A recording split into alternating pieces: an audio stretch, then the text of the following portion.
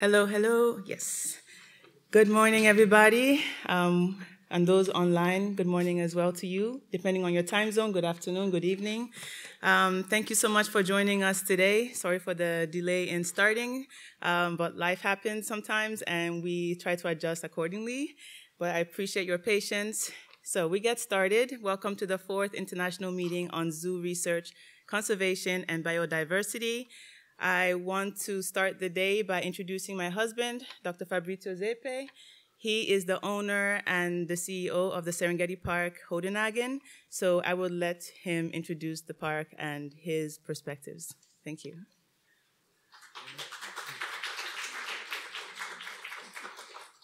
Oh, I might have some lipstick now on my lips. Yes, a very warm welcome to you all. To the 4th conference, and I'm very proud to announce that we are in our 50th anniversary year. This year, the park is going to celebrate half a century of family business, of many successes, and many downfalls. Also, like in this winter with the flooding that we had. We have almost €2 million in damages. So yes, please get together. Let's co-create a nicer, better environment and a sustainable and strong biodiversity, because this is what the hell is going to happen probably every second or third year, and it's not funny. I stood there in front of my own business, built up from my dad and my mom and my sister and my wife in the last 7 years. She's in my life, and it was very sad and frightening to see how this water was just growing and growing, and it wasn't a destructive force like a flood that just eliminates buildings and foundations and housings, like when it comes down shooting from a mountain, but it was still huge amounts and over amounts of water, rainwater, and it comes from somewhere, China, Nicaragua, Panama, somewhere it's just evaporating more than it should be, and this is the result here in Hodenhagen, and again, €2 million almost in damages. I had to find out that it was not insured, and I had a terrible week where I couldn't sleep properly. I thought me and my family tried to spare the insurance costs over the years because maybe they were a little bit too expensive, and then from our insurance broker I had on one side positive, at least for my conscience, notion that this park is not insurable because it stands so close to the river Aller, which is one of the biggest rivers in Germany, that it's in a classification 6 of highly risk zone, and no insurance in the world would have ever insured the whole park for flooding, at least, or for earthquake, or for something like that. And so we have to now hope on the help of the region of Lower Saxony that they sustain us with a strong subvention or sponsorship, how you want to call it. We had our fans that helped us infinitely. We had donations up to €100,000 that for our dimension is already a huge sum of money. But yet again, back to the conference, please bring peacefully and creatively and with a lot of fantasy your souls and your heads together to really succeed in making this place, this planet, a sustainable one and a livable one for all future generations. Okay, thank you very much.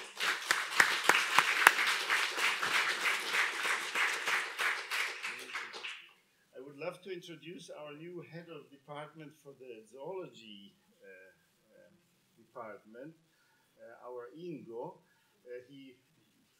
Just introduce yourself for a couple of moments. All right, Let's see.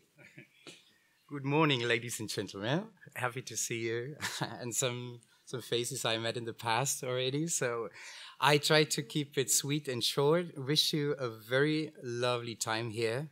And I'm happy to be here, actually. And now it's a kind of a first day for me, being here, surrounded by tons of knowledge, tons of motivated people. And back to this park with all its challenges, especially after the flooding now. And those times, there are tons of things to do, tons of potential as well, and tons of euphoric team players. And this is what I love, to go and to deepen much more and strengthen the relationships within the entire team here, and to go straight forward and to see what else we can do in the future, right? And to develop and to go further and further, all together with your help, with our help, as a strong team. And that's it, actually, for now. And I hope you and you as well can enjoy the next days here and sit together, have fun, and share knowledge, have some nice chats. And once again, happy to see you all here. Thank you. Thank you.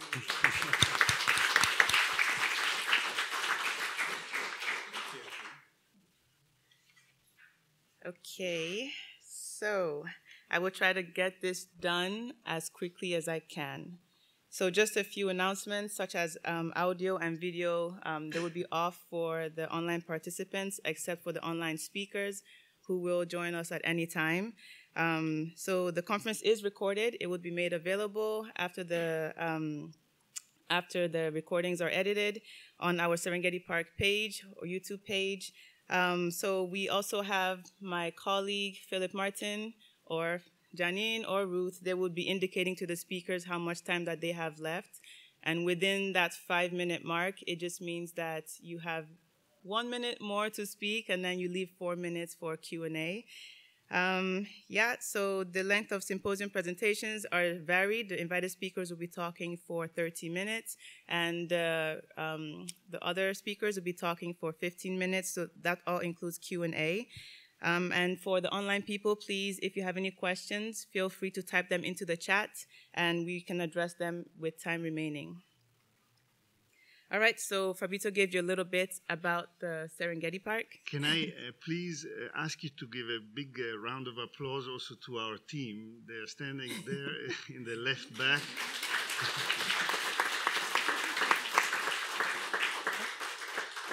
Thank you so much for all the effort and the organization, and you too. See you. So the park opened in 1974. So like Fabrizio says, we are celebrating the 50th anniversary. So it is a huge animal and amusement park. We also have 360 themed lodges. There are up to 1,500 free living animals, so in open enclosures where there are no barriers. And we are home to endangered and flagship species. The park is also a huge space for research opportunities. So like I said last year, if anyone's interested in conducting research with us or cooperating together, please feel free to reach out. The aims of the conference each and every year slightly changes because we get to know more of what we are looking for, and based off of the previous talks that has occurred during the conference. So we want to enhance zoo education and research outreach of the park. We would like to raise awareness towards conservation and biodiversity issues, which is really important. We also want to make zoo research and conservation issues something that is made broadly aware to the general public. So in what kind of language would we be using to communicate these? We want to highlight the role of zoos and aquaria in conservation and the support of biodiversity, and continue to strengthen interest in research participation, even for up-and-coming students. We have our internship program where the motto is pay it forward, because I believe someone took the time to train me and you all, so to pay it forward is to keep the ball rolling. And we also want to become the foremost event promoting research in Germany, so hopefully we are slowly moving our way there. We have our flagship species support program. Is based on species preservation. We created this in 2021, not only to help to preserve the species in a particular area of the world, but to support the efforts of organizations that are also taking care of these species. And we also want to be able to reverse biodiversity issues where degradation happens the most. So this year we wanted to work on or help with the care of the rhinoceros, and we chose the organization Save the Rhino. So we have a previous managing director here, Jon Taylor. He will be speaking next as the keynote speaker for today. And yeah, we are working with Save the Rhino International. They're a UK-based charity with the goal to realize its vision for all 5 rhino species. These are important that they are able to thrive in the wild, and they also want to collaborate with partners in Africa and parts of Asia. So this project that we are supporting is called the Luluwe Imfolozi Park Rhino Monitoring and Security Project. They are located in the KwaZulu-Natal area of South Africa.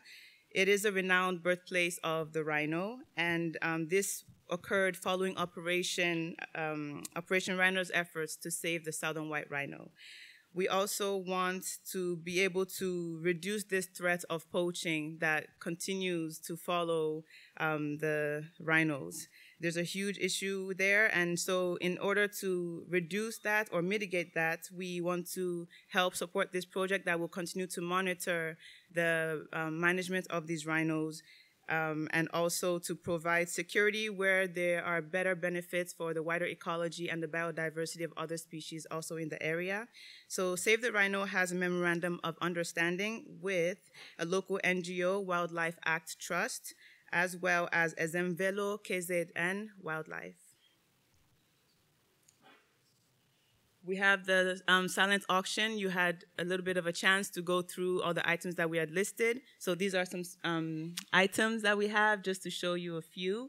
Thank you to Save the Rhino for supporting us with some items as well. And we have local artists, Peter Pullman, that also provided some art. My husband provided his new book that came out last year. And there are also other people such as Sue Tidwell and Göth, Angela Stuja, and then we have some pictures from our own park animals. All right, so we have voting for the best talk survey.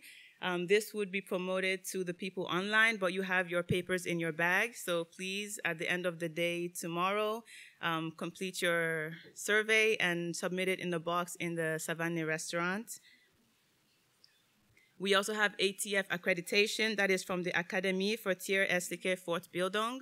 We had, thanks to the number of veterinarians present with us, we have been allocated 11 hours to share with you for the postgraduate training and further education of vets here. So 11 hours, if you want to get certification, please submit or send me an email and we prepare a little certificate for you to submit to them.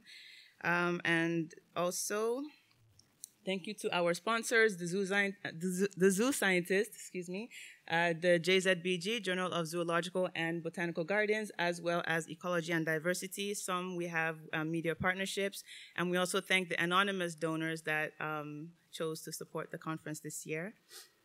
I want to say thank you and congratulations to our travel award winners. This year's recipients will receive free conference registration, a cash award, certificate, and 10% off of lodging at the park.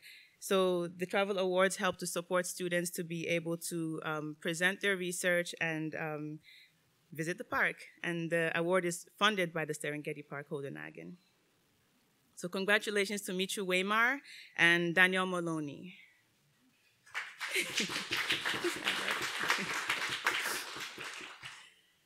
Okay, we have a special issue with JZBG this year. We have a nice partnership going, and they were kind enough to extend the deadline to the 30th of April next year. So this is open to anyone attending the conference in person or online, and you are open to submit on any topic related to the conference areas, such as science policy interaction, animal visitor interaction, as well as comparative adaptations and behaviors. So please, feel free to submit. Let me know if you have any questions in the meantime, and I think the flyer is also in your conference bags. Also, there's an initiative by a previous attendee of the conference. He wanted me to expound on it just briefly. This is called Many Zoos, and they hope to unite zoo professionals and academics in research. So it's led by volunteers around the world. And as a first goal, they want to be able to share common zoo research goals. And also they want to provide guidance for researchers that seek to lead research in zoos by connecting them together and providing the resources that they would need to accomplish these goals. And they also want to know that those interested in data collection or animal welfare aspects can come together to an open access resources or with other academics. So Many Zoos, this is the organization. If you're interested, please check out their website. And lastly, I want to say that the next conference, the 5th International Meeting on Zoo Research, Conservation, and Biodiversity, will be happening next year, April 2nd to the 5th. It will remain hybrid because we have an international audience. We want to be able to improve on our flagship species support program, so hopefully we get to do that as well. And there will be more networking opportunities for those that come in person and online because we will now create a more interactive app experience. And there will be more workshops on site, so you have hands-on training. So if you have ideas for interesting speakers or if you have interesting topics that you would like to share with us, please send an email to conference@serengeti-park.de. So we get started. Thank you all for your attention so far, and I want to introduce Jon Taylor. Like I said, he's the previous managing director of Save the Rhino International, and now he has moved on to Conservation Optimism. I met Jon in 2022 at the IAZA conference in Portugal, and there we connected through dancing, and I enjoyed really well his accent. But he was a really great person, and he has a lot of energy. So he had given a presentation about Save the Rhino International to aid in local efforts to stop poaching activities. In his career, he has taught the conceptualization, implementation, and monitoring of conservation interventions to early career and experienced conservationists. We actually had one of his students come to do an internship with us just last year. And he has worked with IUCN's Conservation Planning Specialist Group. So, like I said, after working with Save the Rhino, he is now with Conservation Optimism. So if you could please help me in welcoming Jon Taylor today.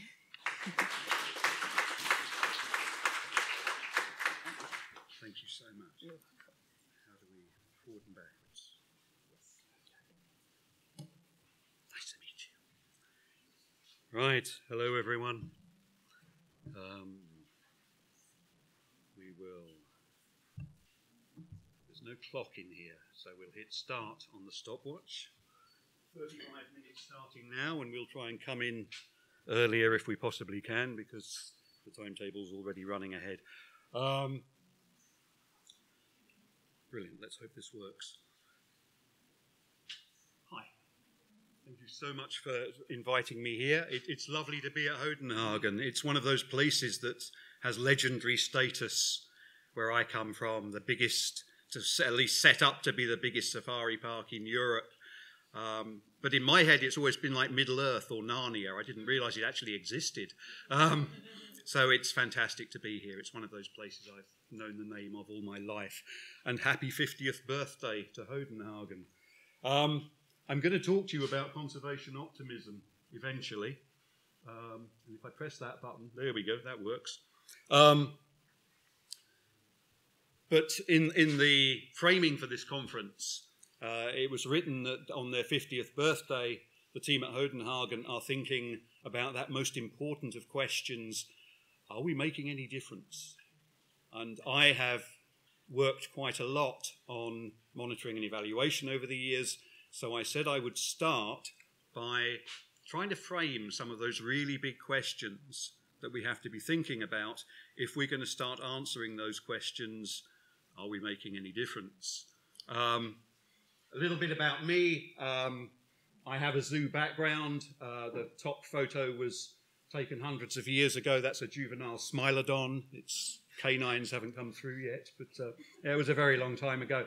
I was back at ZSL about 10 years ago working on a tiger program that was somewhere out east of Vladivostok, tracking tigers and measuring footprints and things. That was a lot more recent at the lovely Blijdorp in Rotterdam, where I was there as managing director of Save the Rhino, which is a job that I did for 5 years until quite recently. So if anybody wants to talk rhinos, I'm around. But I've done a lot of work over the years with a lot of different organizations. It's been rhinos, it's been tigers, it's been coral reefs, it's been all kinds of things. So general grey-haired conservationist, really. I can speak with that reassuring mixture of confidence and ignorance on a wide variety of conservation issues and sound like I have no idea what I'm talking about most of the time. I'm a huge zoo fan. I am famous for going around the zoos of Europe and telling zoos that they are the most important network of conservation organizations in Europe. I absolutely believe that to be true. You guys have more fundraising potential, more engagement with the public, an engaged public audience than almost anybody else on this continent.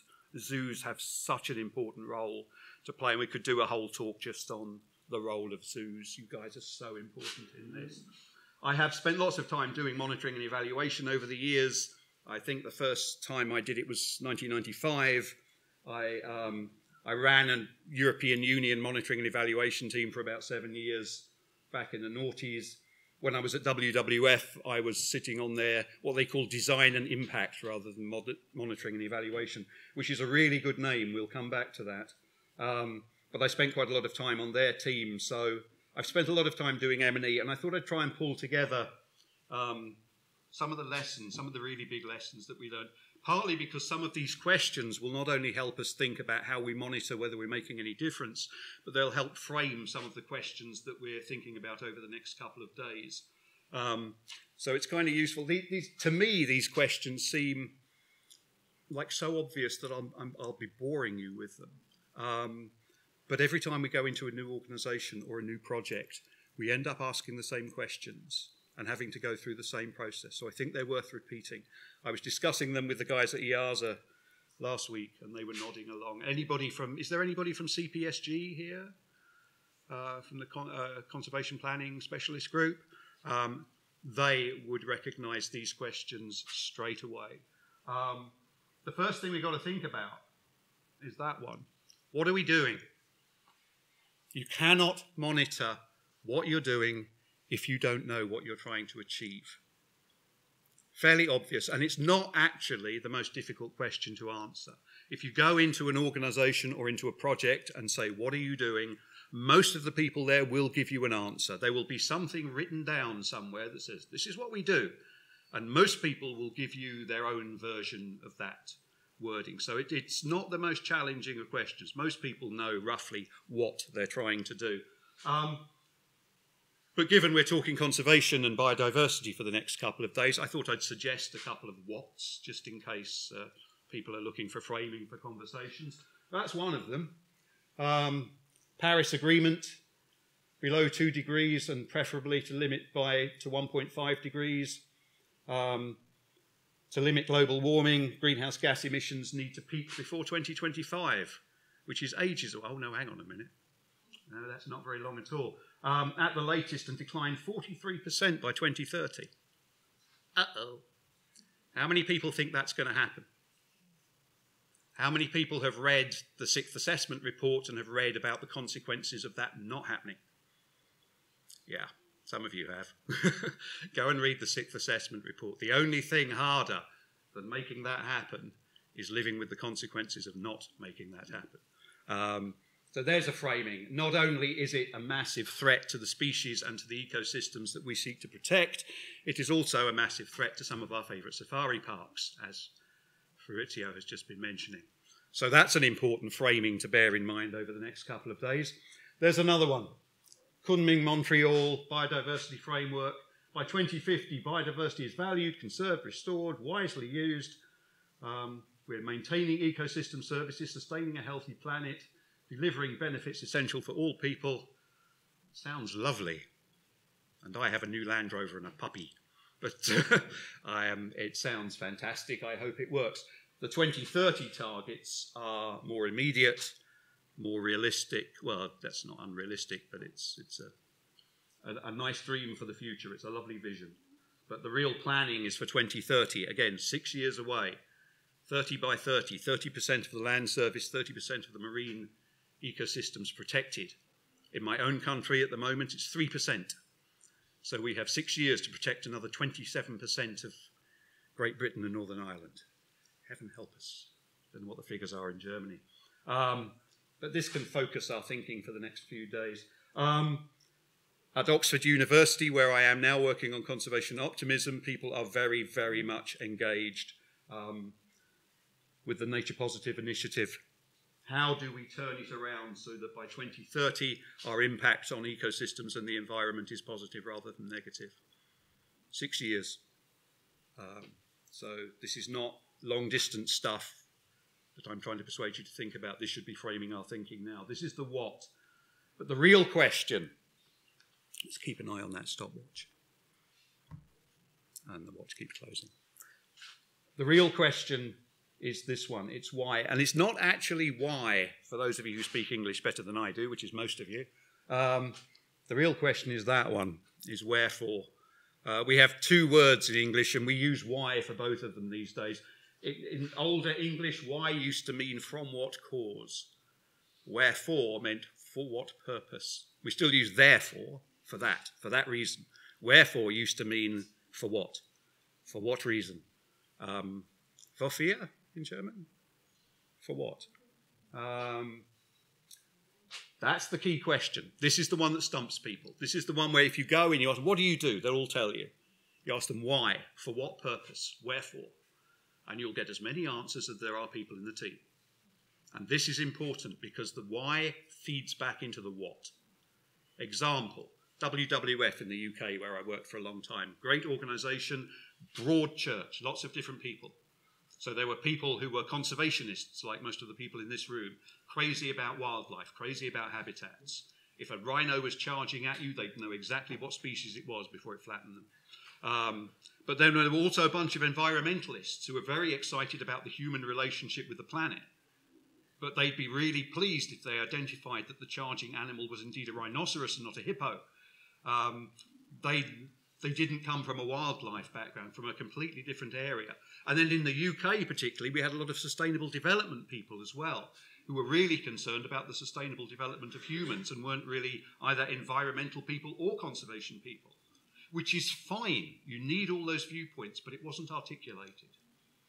And so you get a bunch of people sitting around a table and they're all fairly clear on the what, but they're coming at it from completely different angles. And oh boy, the friction. We need to be clear not only on what we are doing, but why we are doing it, for what reason. And this is going to feed into a very interesting discussion at lunchtime about the modern role of zoos, I think. Wherefore? For what purpose? This is the key question. If you don't know this, what are you monitoring? Here's one.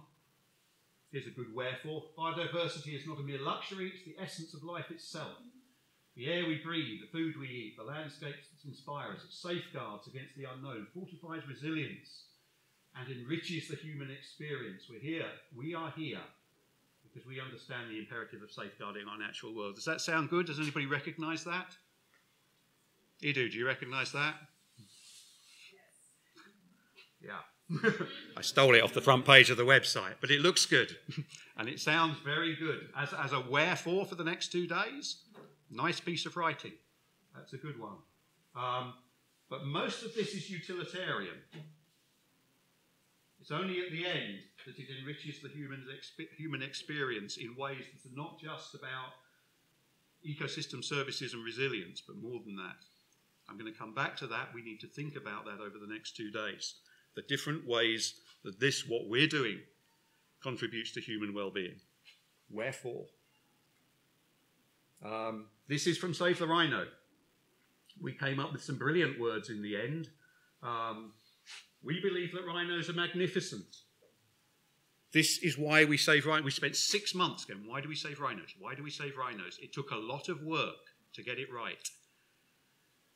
Yes, you can talk about ecosystem services. You can talk about umbrella species, but people don't come to Hodenhagen, go out on the jeeps there and say, oh, look at that lovely umbrella species. My, what marvellous ecosystem services they must provide. They look and think, those animals are brilliant. Look at them, they're big and they've got big horns on their nose and they're fantastic. Some of them have trunks and tusks and things. They're brilliant. That's why people love this.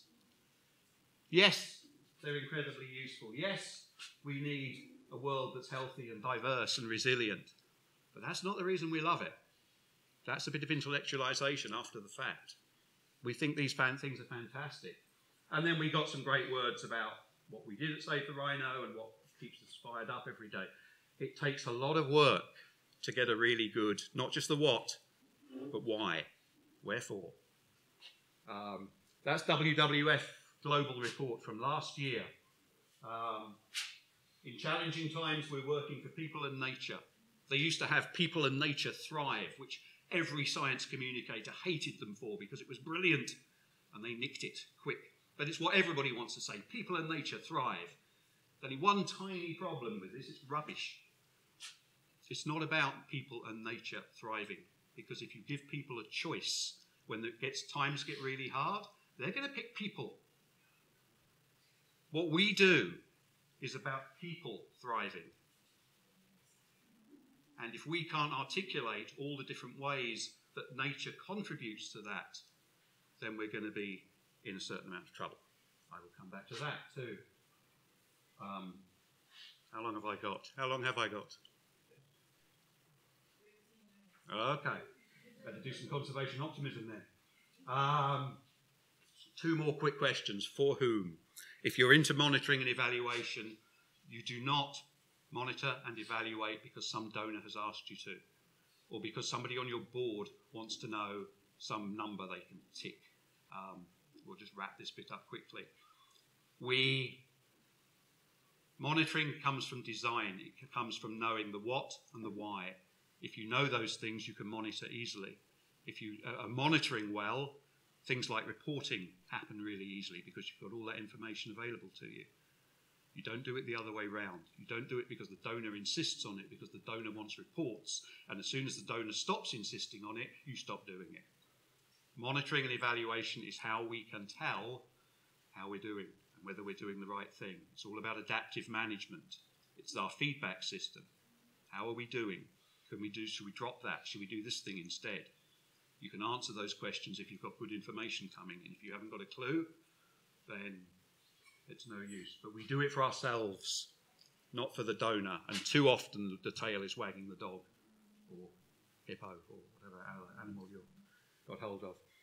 I said WWF called it Design and Impact, and it was a good name. It's about design and impact, but it's not design and impact. It's design for impact. We get the design right, the impact follows. We get the impact right, and we can tell other people what we're doing, whether they're donors or the public or whoever we want to talk to. But that's the key message when we're monitoring. How are we going to manage? We want to be nature positive by 2030. How do you measure biodiversity? How do you measure biodiversity increase? We don't know. So how are we going to know whether we're nature positive by 2030? Hopefully in the next 2 days you guys can answer that and we'll all be better off. The last bit of this bit, everybody loves being smart. We all know smart, specific, measurable, achievable, relevant, time-bound. Yes, I do know. I remember a time when we didn't have smart indicators and it was awful. Oh, we're going to save some rhinos. How many rhinos? Where? Which rhinos? Blah, blah, blah, blah. There's a point about being smart. The point about this is that, yes, it's great, but you hear it from everybody who's just been on a training course. Oh, we must have smart indicators and smart this and smart that, and let's have a smart table to do it on while we're at it, and blah, blah, blah. Smart, smart, smart, smart, smart. Be careful. There is a tension, and particularly remember the M and the R. Relevant means it's out in the real world, it's working, it's complicated, there's lots of stakeholders involved. God knows half the time whether we're having any impact at all. And even if the whole consortium is having an impact, are we contributing to that? It's highly complex and very difficult to measure. If it's easy to measure, you're probably not being relevant. Your board are going to love you, your donors are going to love you because you can report back. But you're probably not measuring something that's relevant. If it's relevant, it's probably really difficult to measure. This is like the uncertainty principle. There are limitations. So don't be too smart. Right, conservation optimism. Based at the University of Oxford, but becoming its own charity now. We have been working on this. We have been working on not just the what, we know the what, but we have been working on our own wherefore for some time now. They've been working on it since before I turned up, but we've been finishing it off. So conservation optimism supports, empowers, and enables conservationists around the globe by sharing hope and building capacity and community. That is not the finished product. That is version 0.372, whatever. We're working on it. We still haven't probably defined exactly, but conservation optimism, there's the longer version. We support conservationists in the broadest sense around the globe. We believe that a healthy world is achievable. The challenges are great, but we believe those challenges can be met. I genuinely do. And we recognise the power of hope as a potent enabling force. The reason I'm not happy with this, I like the end bit, we're an international team with a worldwide community working to inspire a global effort. I like international, worldwide, global, there's a rhythm there. But I'm not happy with it yet. And it's because when I talk to people about conservation optimism, despite all this lovely positive framing, see Conservation Forum in June for more talk about framing, it's difficult to explain it without explaining the problem. And the problem is, very briefly, this. The language tends to be about crisis and it tends to be about emergency. And that's great for engaging people who are still out looking for a really large house and a big Audi. But once people have got their heads around the fact that there is a crisis or two going on at the moment, and everybody in this room knows that, living under that framing every day is debilitating. It gets you down. There is eco-anxiety. It crushes creativity. It is not helpful. So what we need is a realistic framework of hope. Not to say we can do this, yeah, we're going to succeed. I have no idea whether we're going to succeed. We are perfectly capable of being lazy and stupid. We are human. But we're not doomed to fail, I think. Success does lie within our grasp, and if we're good, if we work hard and we're smart, these challenges are not beyond us. We can do this. I genuinely believe that, and I shall say why in a moment. What we're doing, at Conservation Optimism, not Save the Rhino, but we're putting out a lot of comms stuff. We've got a great comms team around the world, all volunteers, brilliant volunteers, all smarter than me. That's not difficult. But we do a lot of this stuff. If you're not following us on social media and on our website, please do. We put out a lot of good stuff. But we are working on the wherefore. We're good at this stuff, but which audience are we trying to hit hardest? Where are we trying to reach these audiences? Where do we want to move them from and to? Is this the right things to be doing? Are there things that we could drop and other things that we should be doing? If we know why we're doing it, then we can monitor it. And if we can monitor it, then we know what's happening and we can adaptively manage what we're doing to get the greatest impact. I told you it fed back. We have a great network of organisations around the world called Conservation Now. We have toolkits, positive communications, framing, human values. Anybody wants to get into a conversation about science communications, I'm here all week. We've got other tools and things that we've produced for people, and they've gone down really well. Lots of people download them. We work with the Whitley Awards and other people to produce some of these excellent materials, and blogs and webinars with Whitley Award winners. Really good stuff. We put on 2 summits, one at Oxford, one in London, 2017 and 2019. Then there was a pandemic, you probably noticed. But we're putting one on this year. Big news. This went out yesterday, day before.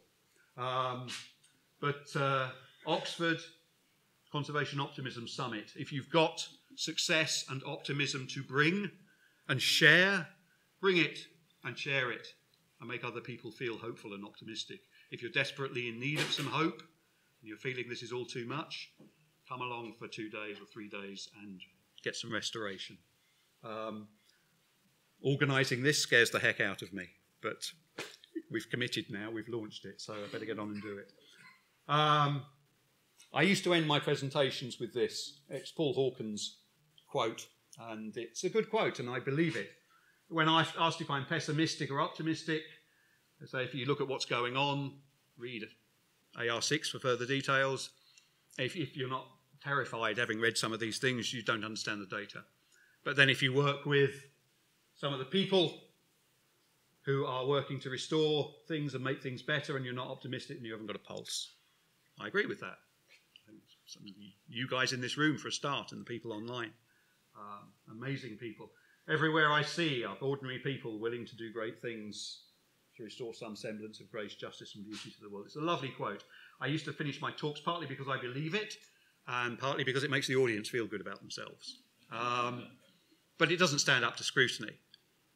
The world is facing massive climate and biodiversity crisis, but I feel good because there are lots of nice people working in conservation.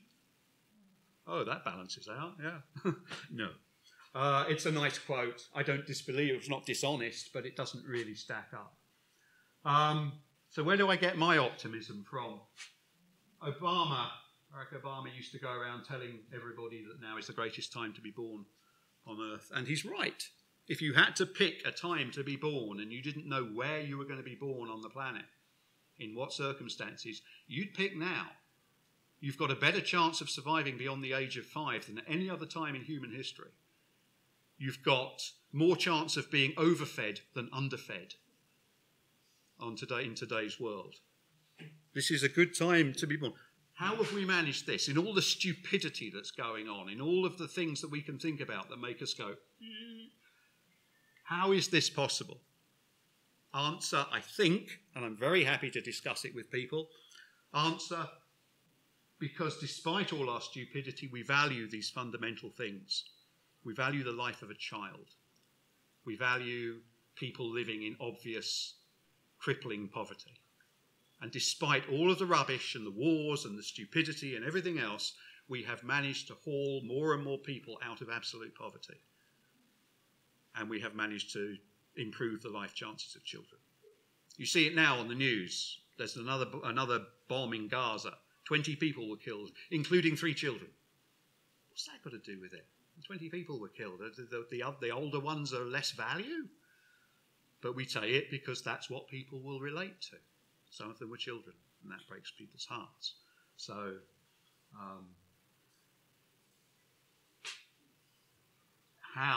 this is the key, I think, to how we achieve these things.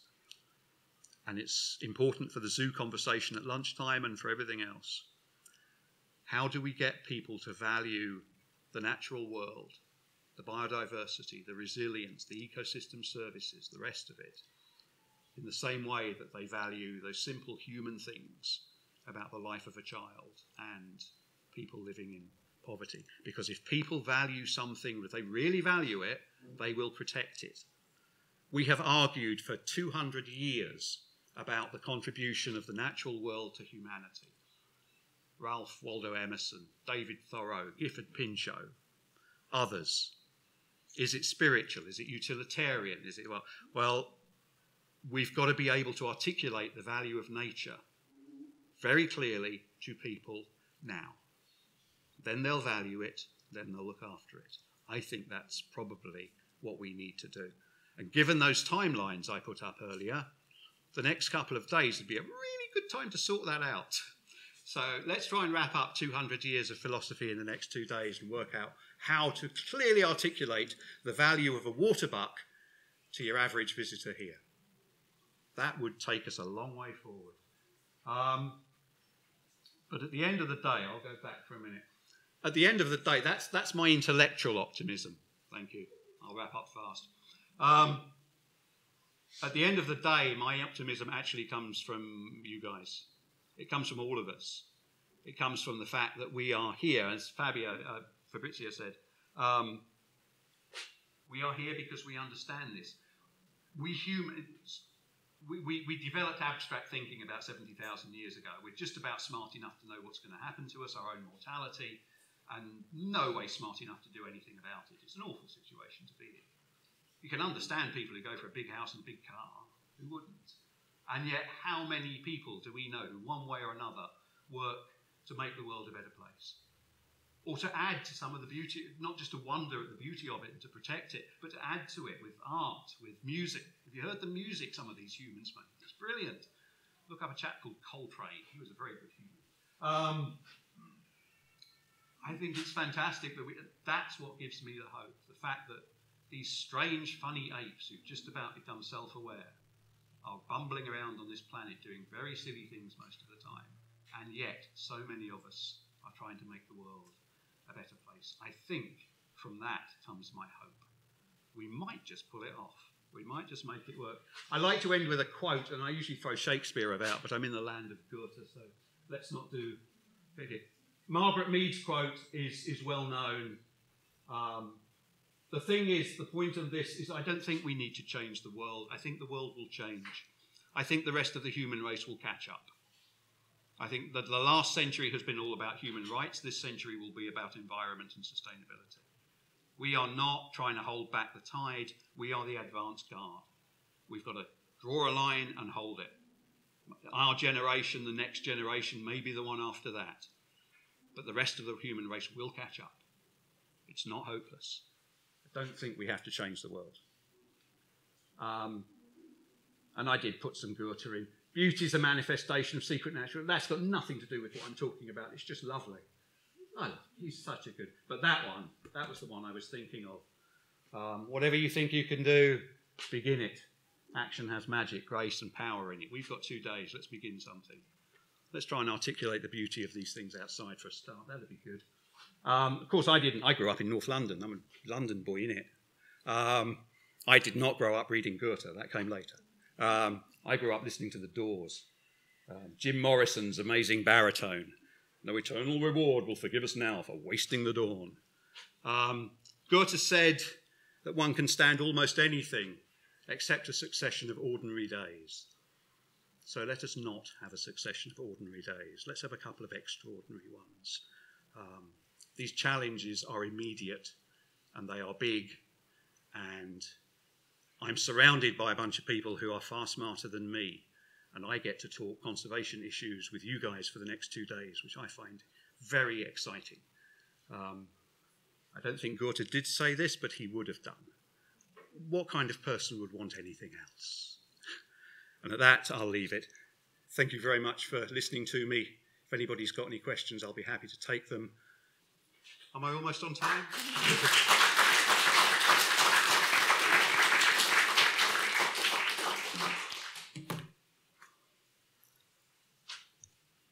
Sir.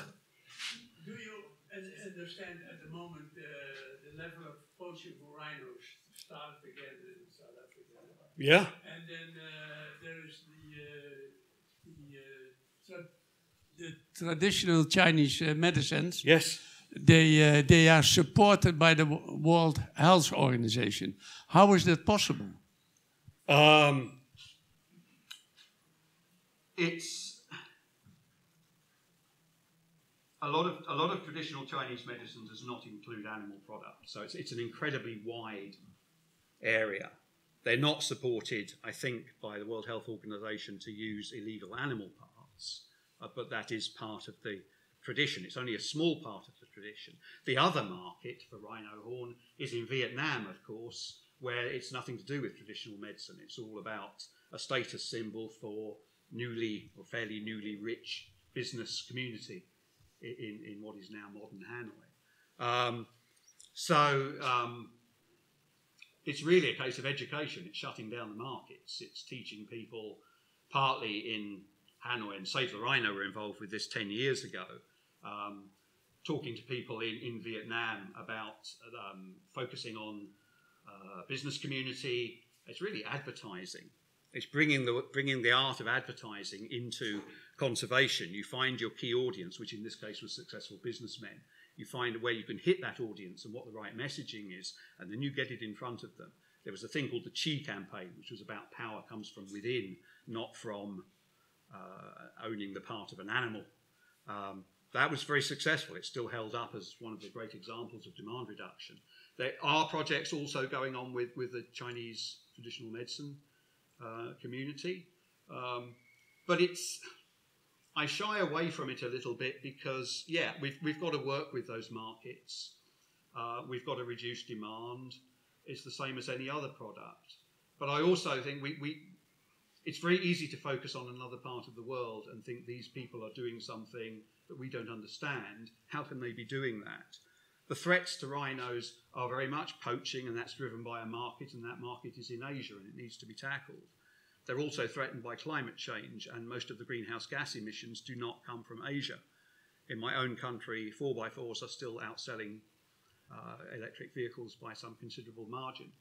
So, yes, we need to work with people to reduce demand for illegal wildlife products. We also need to work with people to, particularly in Western Europe and in North America, to come and fundraise or donate at the zoo and then go home, insulate your house and swap your 4x4 for a bicycle. There are all ways of protecting rhinos. So, yeah, I mean, TCM is very, very broad. We do need to look at it. We need to work with people to help reduce the market, but it's only one of the threats to rhinos, and we need to look at the whole picture, I think, is the answer.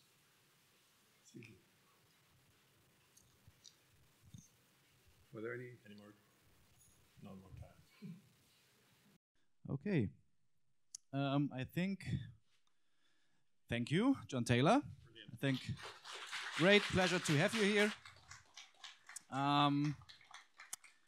We will now have a short break of 10 minutes. So if you have to pee or something, just go to the toilet behind the doors. And we will meet again at 10. And then we will start with the session 1, but with the online speakers. So thank you. Okay, we're ready for the next session. So everyone find your seat. And we could start with the online persons. The first presentation today in the first session comes from Dr. Göth. So we're traveling now down under to Australia. Dr. Göth is teaching at the Meriden School in Australia, and she's an expert in megapodes. She studied megapode birds for over 20 years, and she started with the endangered Polynesian megapode in Tonga. More recent studies about Australian brush turkey, and she's also an award-winning author and Australian chair of YUCN WPA BirdLife Megapode Specialist Group. So, welcome, Dr. Göth.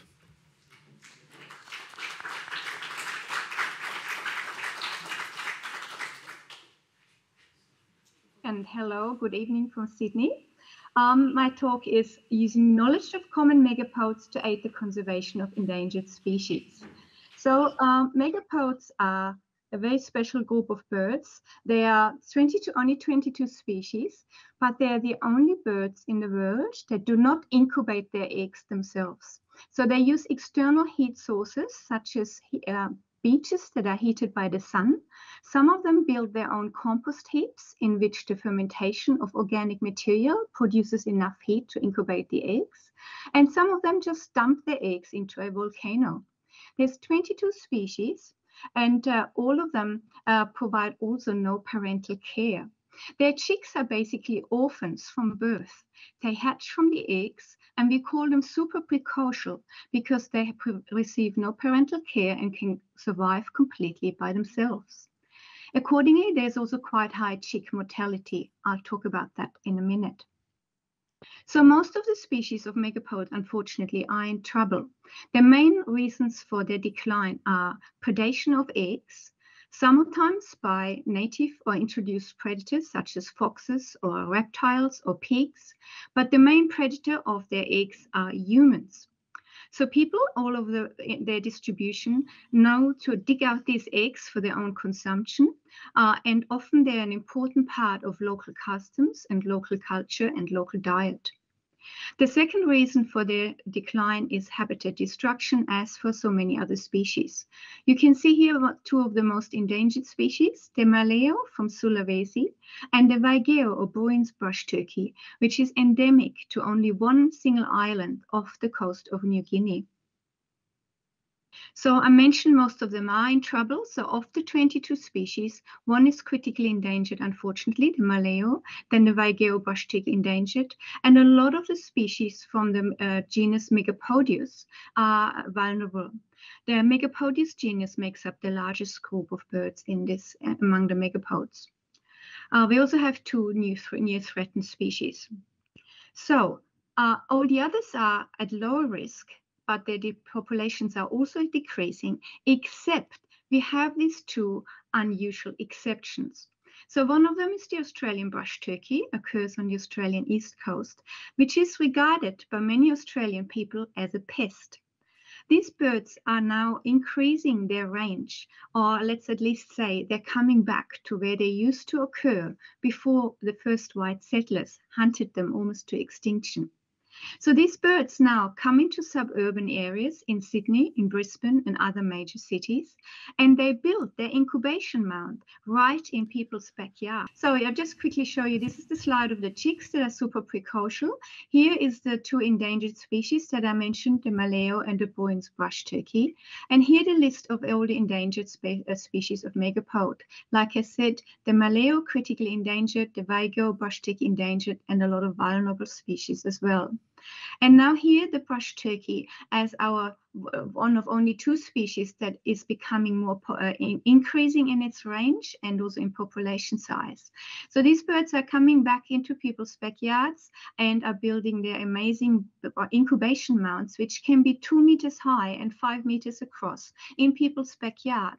And in the process of doing that, they scratch together all the mulch and plants and sprinkler system. So people are not very happy about that. So these birds are very common, and also here we have a second very common species down at the bottom right, the orange-footed scrub fowl in northern Australia, around the Darwin area. They too are quite common around suburban backyards. So these two species can be studied quite easily compared to all the endangered species that live on very remote areas, remote islands, and also where people like to study them. I was going to make a joke, but it doesn't work very well. We have great beer and meat pies in Australia, makes it easy to study them as well. So what I'm trying to bring across today is how we're trying to study these common species to apply some of our results for the conservation programs on more vulnerable ones that cannot be studied more so easily. And including also one species in Australia that is vulnerable, the malleefowl, which lives in the desert and builds its mounds in desert areas. So just a little bit about me. How do I come talking about that? I am originally from Austria and Germany, but I have lived here in Australia for 24 years. About 30 years ago, I ventured to Tonga to study the Polynesian megapode, which is endemic to only one single island in Tonga.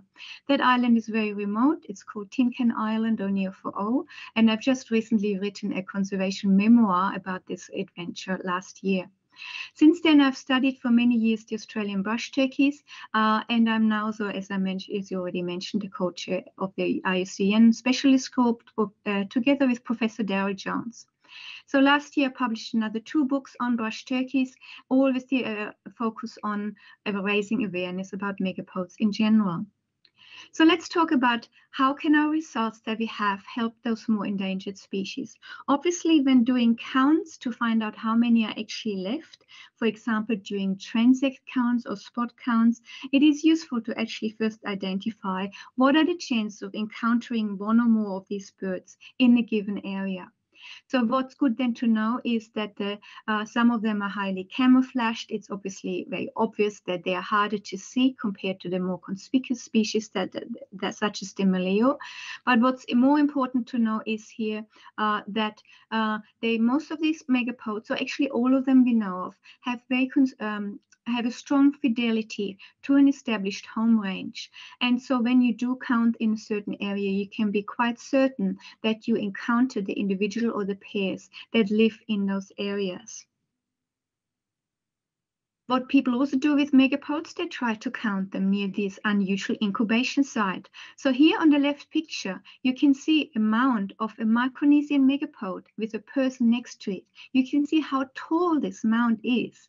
And it is obviously quite easy to count the birds, the male or the pair that is tending this mound, if they're building such conspicuous incubation sites. But then we have, in contrast, the burrow nesting megapodes, such as the Maleo, that use communal nesting grounds in the sand or on volcanoes that are much harder, where it's much harder to count the birds because a lot of them visit often at dusk or dawn, and you can't easily count them there. What people also try to do is to count the chicks. Like I said, these chicks receive no parental care, so they come out of these mounds or come out of the sand, and people think they might just hang around in the area. But what we found with brush turkey is that they migrate actually very far, up to 500 meters a day away from these incubation sites. So trying to count chicks near the breeding sites is not a very reliable method. On top of that, they can already fly when they're only 2 days after hatching, and they hatch with fully developed wing feathers, so they can spread and disperse to new areas really quickly. On top of it, they like to hide in thickets and actually really hard to find. When we talk about finding in a particular area, it is also good to know that among this group of birds, we have a lot of monogamous species, especially in the Megapodiidae genus. And we found with the Tongan megapode that we could reliably say that there was only one adult pair in one territory. That was very useful when we did population counts, whereas in polygamous species, such as the Australian brush turkey, that is obviously much harder to do. What we did with the Polynesian megapode was to use playback of calls to locate these birds. We would record, they actually have a very beautiful duet call, which is very unusual for a non-songbird, where the male starts and the female then joins in to produce a duet.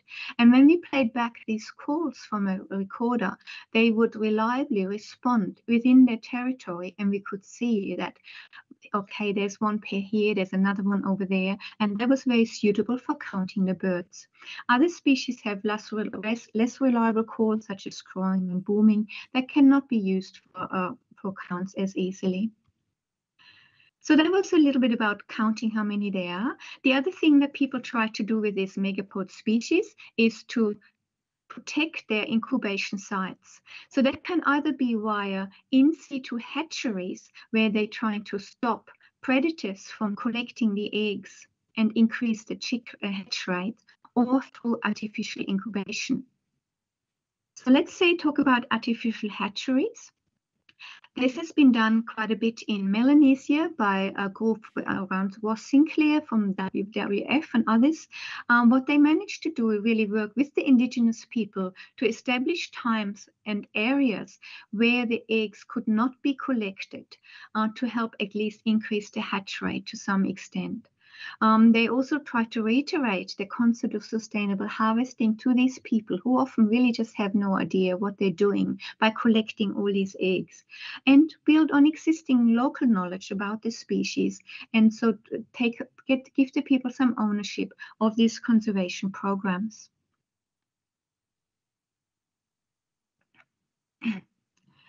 Then in terms of reducing the egg predation from natural predators, also a lot of effort has been put into trying to somehow fence these areas. In Australia, we have a problem with foxes who are introduced and do dig up these eggs. That is still a huge issue, but we also found that actually the adult mound builders of those species that build mounds are quite capable of chasing away these predators, at least during the day. They are very aggressive even towards foxes and manage to often chase them away. At night, though, that is a completely different species, as a story. Then the other thing that's being done a lot is trying to collect the eggs and incubate them artificially. One unusual thing about megapodes is that the shell is much thinner than in other birds. You have to imagine that these eggs are being incubated in the soil, often more than a meter deep, where there is much less oxygen available for the chicks, for the embryos. So they have thinner shells for more oxygen, for oxygen to diffuse into the shell the egg more easily. And it also makes hatching more easier, because these chicks hatch with their legs first, which is also an unusual thing for birds, which usually have an egg tooth, which they use to pip the shell before they hatch. But these guys just break the shell with their legs and then trample free a little cavity into which they then hatch with their legs. So that, again, the thin shell helps with that hatching down in the soil. The The other thing I found when handling a lot of eggs of bush turkeys is that megapode eggs need to be handled with gloves if at all possible.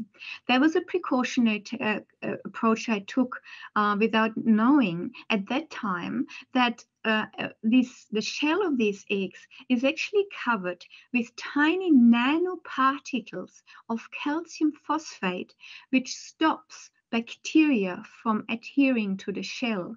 So that is an unusual adaptation, so that these eggs don't rot in a mound of dirt, where every usual egg, a chicken egg, would just rot away. So to stop damaging that very delicate shell surface, it's important to wear gloves. Also prevents microbes, obviously, from entering the eggs. Also, what I found is that it's important to keep these eggs in the same position as you find them in the natural incubation mound or sand. Because, again, unlike other birds, these eggs are not being turned during incubation. They stay in the same position. And on top of that, they're being incubated for very long periods of time, between 49 and 70 days. If you compare that to a chicken egg that is incubated for 3 weeks, that is much, much longer.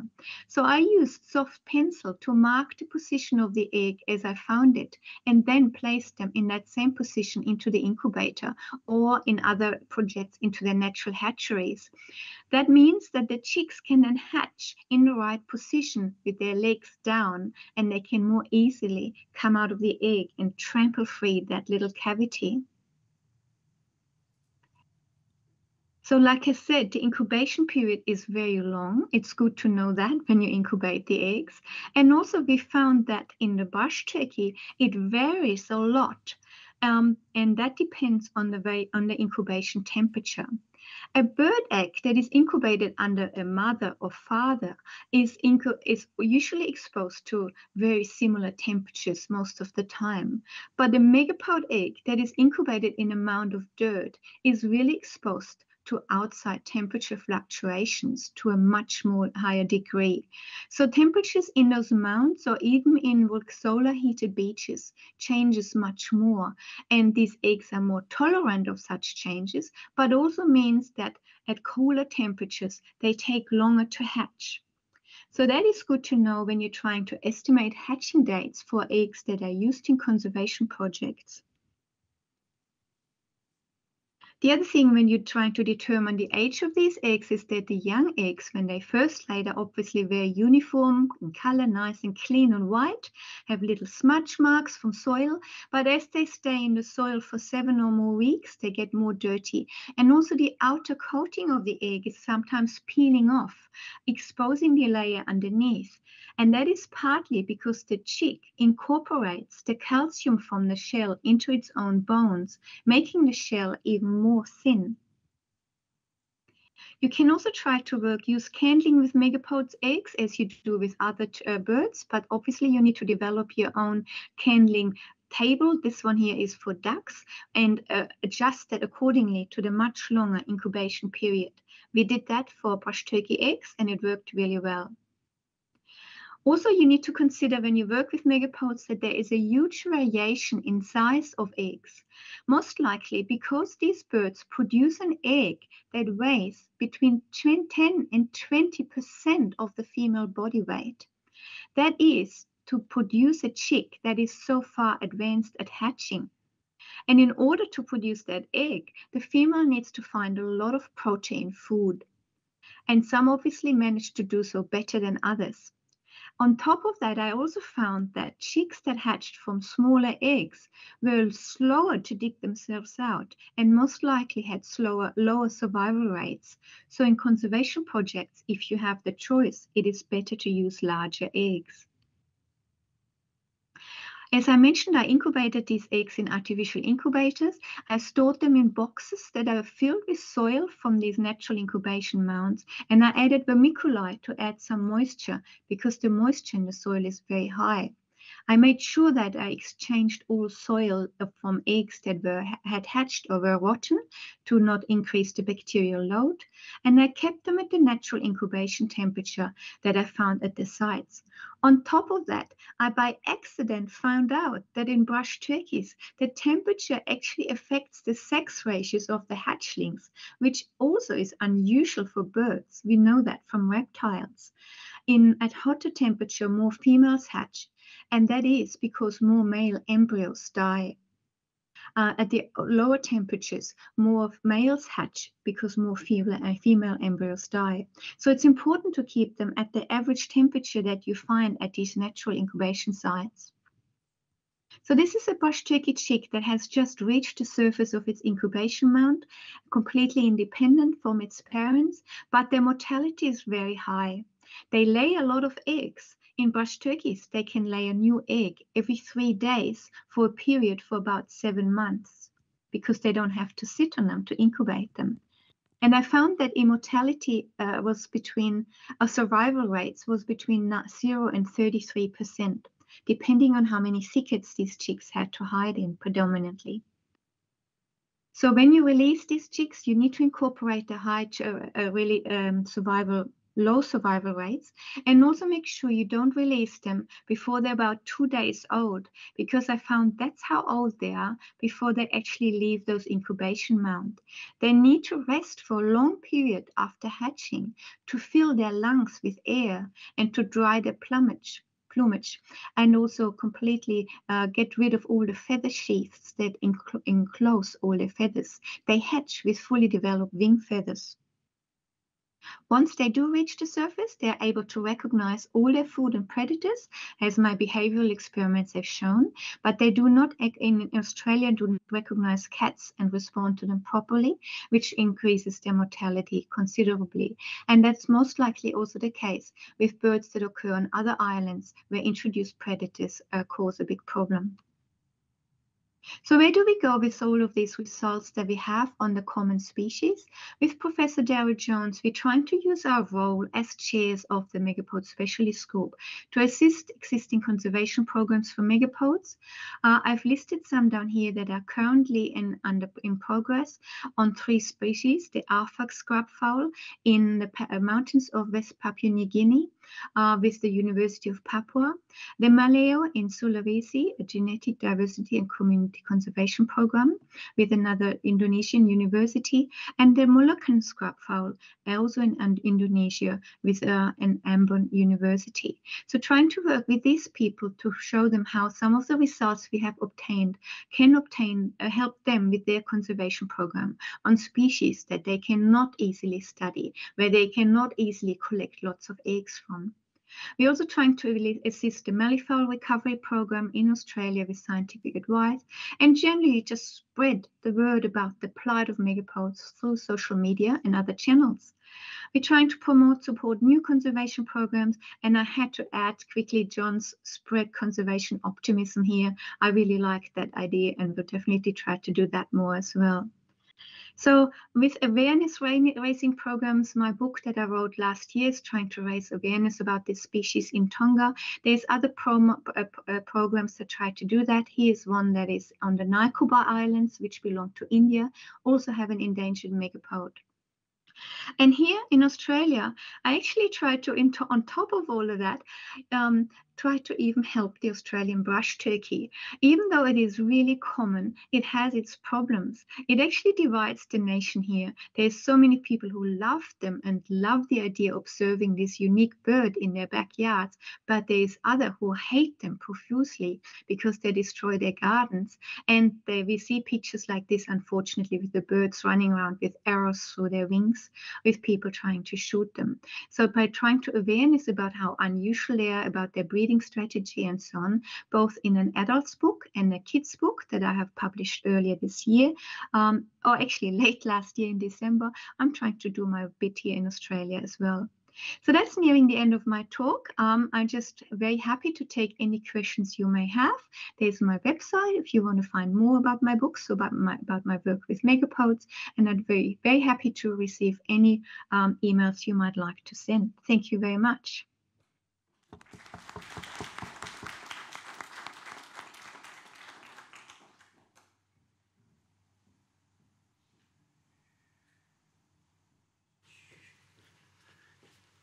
first of all, thank you, Anne. Thank you. And also thank you for your donation of your book. So we have her book at the silent auction, so bid. We have a question from online, so we will ask that now. I will just read it. First of all, my compliments for the very interesting presentation. And her question is, have you ever studied the connection of the local Tulai people in Papua New Guinea using the megapodes? I believe it's the Megapodiidae eremita to predict eruptions of the Tarvovo volcano. Oh no, I have not heard that. That is absolutely fascinating, and would not surprise me that they have some predictions there, the megapodes, that they can somehow sense changes in temperature or even maybe air pressure. We know from Australian brush turkeys that they can predict rainfall, so they heap more material on top of their mounds, but I have not heard that about the megapode in New Guinea. Thank you for that contribution. Okay. Some other questions? She also says, I think Ula also said, if not, are you interested in a cooperation? Yeah. Oh, yeah, why don't you email me, Ulla, and we'll talk from there. Thank you. You got my email on the screen. That's a good idea. Thank you. So, thank you, Göth.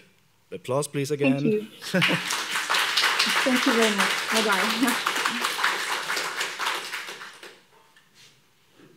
So, I think we can continue with the next presenter, if everything is working.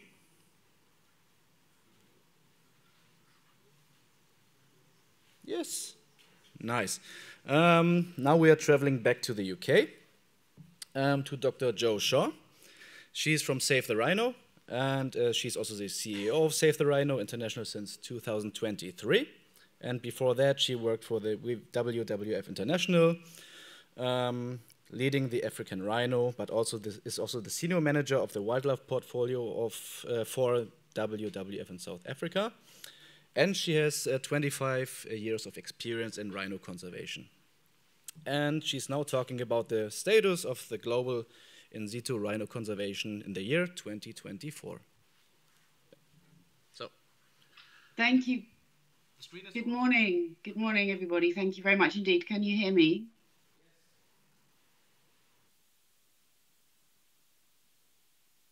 Hello, good morning. Are you able to hear me? We can hear you. Hi, Jo. Great, super. Hi, good morning, everybody. Thank you so much for the opportunity to join you today. I'm really sorry I can't be with you in person on this occasion, but I do hope I'll be able to do so in future. Thanks for the great introduction to me.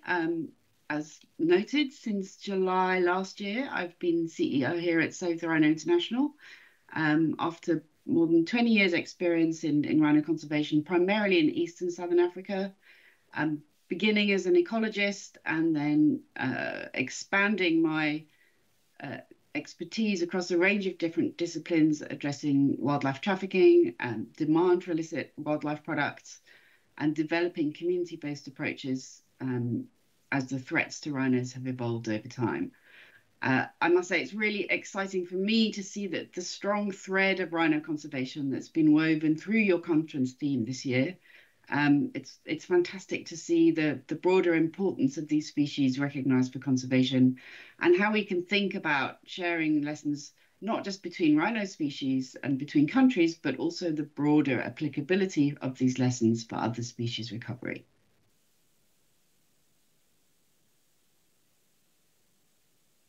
So, of course, Save the Rhino International are very well known to the European zoo community, but just as a reminder and a refresher, our goal is for all 5 species of rhinos to be thriving in the wild. Save the Rhino is 30 years old this year. We were formed in February 1994, and over that period, we've made nearly £30 million worth of grants to field projects around the world. We achieve our goal through working in global partnerships, and we have long-term established relationships with trusted field partners. We work in a range of donor coalitions to share knowledge and to maximize impact, and look for transformational projects to really bring about change to the the most pertinent threats. Our relationship with your community goes back to the EASA campaign in 2005-2006, which was a big success for rhino conservation.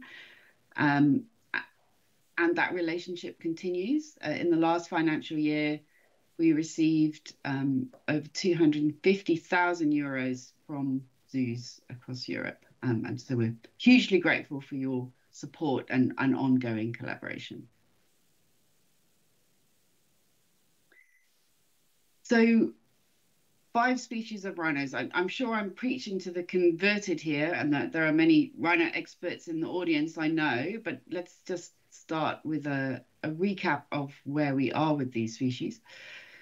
Of course, there are 2 species of African rhino. The white rhino is the most numerous, and there are 2 subspecies, the southern white rhino, Ceratotherium simum, and the northern white rhino, which Dr. Hildebrandt will be talking about in a lot more detail subsequent to me. Now only 2 female individuals remaining in Kenya. The southern white rhino is the most numerous rhino species globally, and it's really the most incredible conservation optimism, recovery story from perhaps just 20 or 50 animals left in Serengeti Park in KwaZulu-Natal in South Africa in the late 1800s to over 16,000 today. And that's largely came about since the 1960s due to combined efforts to both protect the remaining animals, but also actively recover and ensure as fast population growth as possible by expansion from that one population, initially to other areas in South Africa, then more broadly across the region, and of course, out to zoos around the world.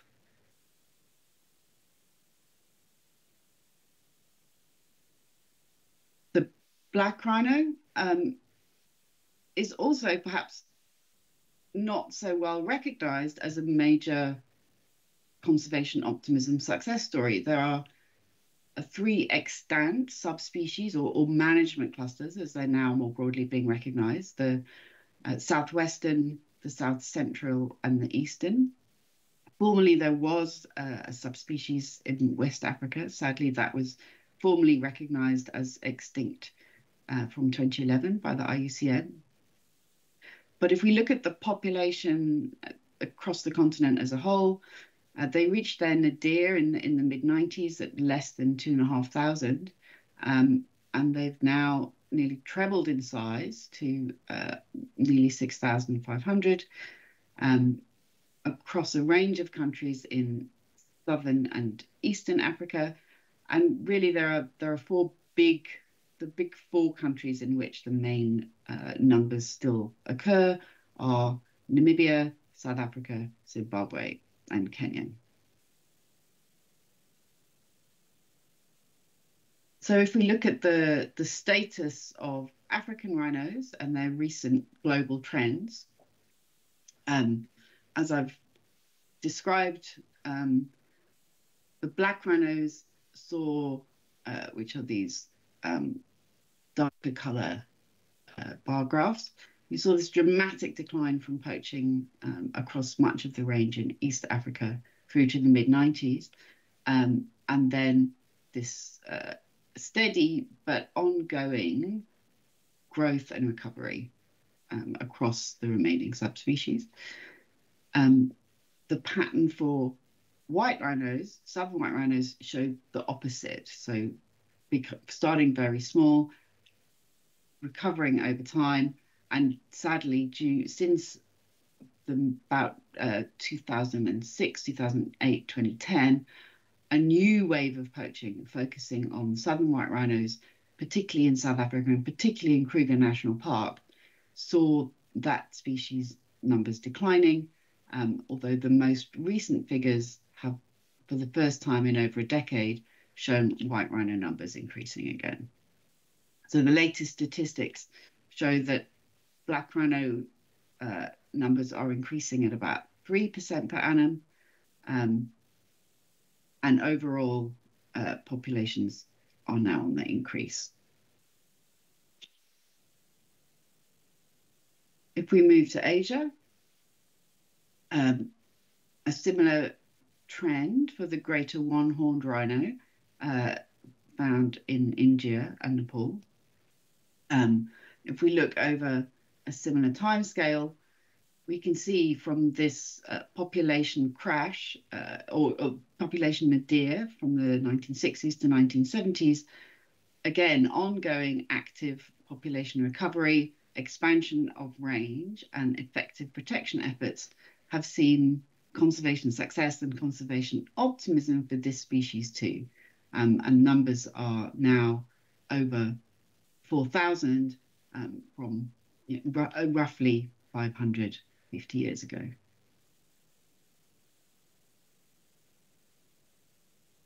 Unfortunately, the story is not so optimistic and not so positive for the other two Asian species. So Javan rhinos are now only found in one population, Ujung Kulon National Park in Java in Indonesia. And this really is a species with a critical conservation need. The park on which they remain is located on a peninsula. So in addition to concerns about species recovery in terms of the very small population size, the risk of demographic challenges and allele effects and genetic challenges in so much a small population, there's a real risk of disease. There are challenges from natural disasters given the location of this population in terms of threats from tsunamis. And in addition, there are concerns about increasing signs of incursion and illegal activity around this population.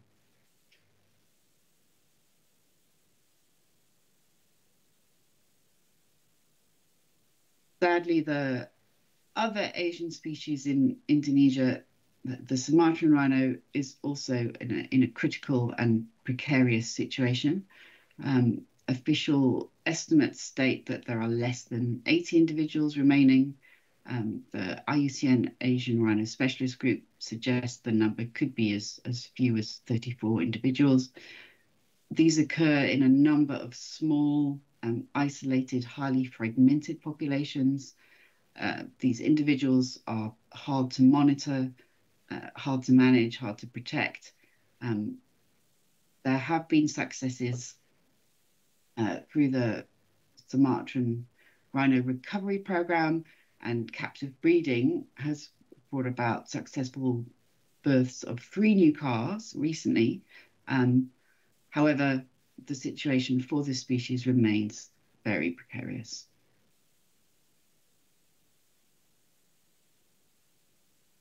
So why are we where we are with rhinos?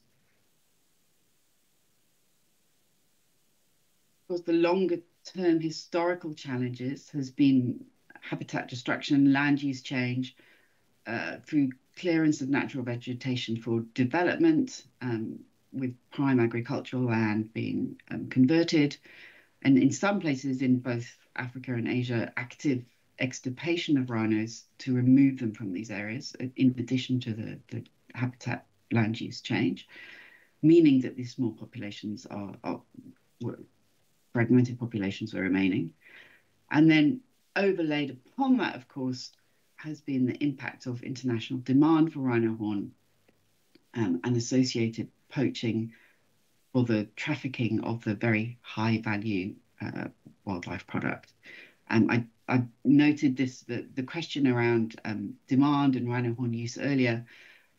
Historically, the big threat that saw the decline in black rhinos was demand from the Yemen for jambias, for rhino horn and use as ornamental dagger handles.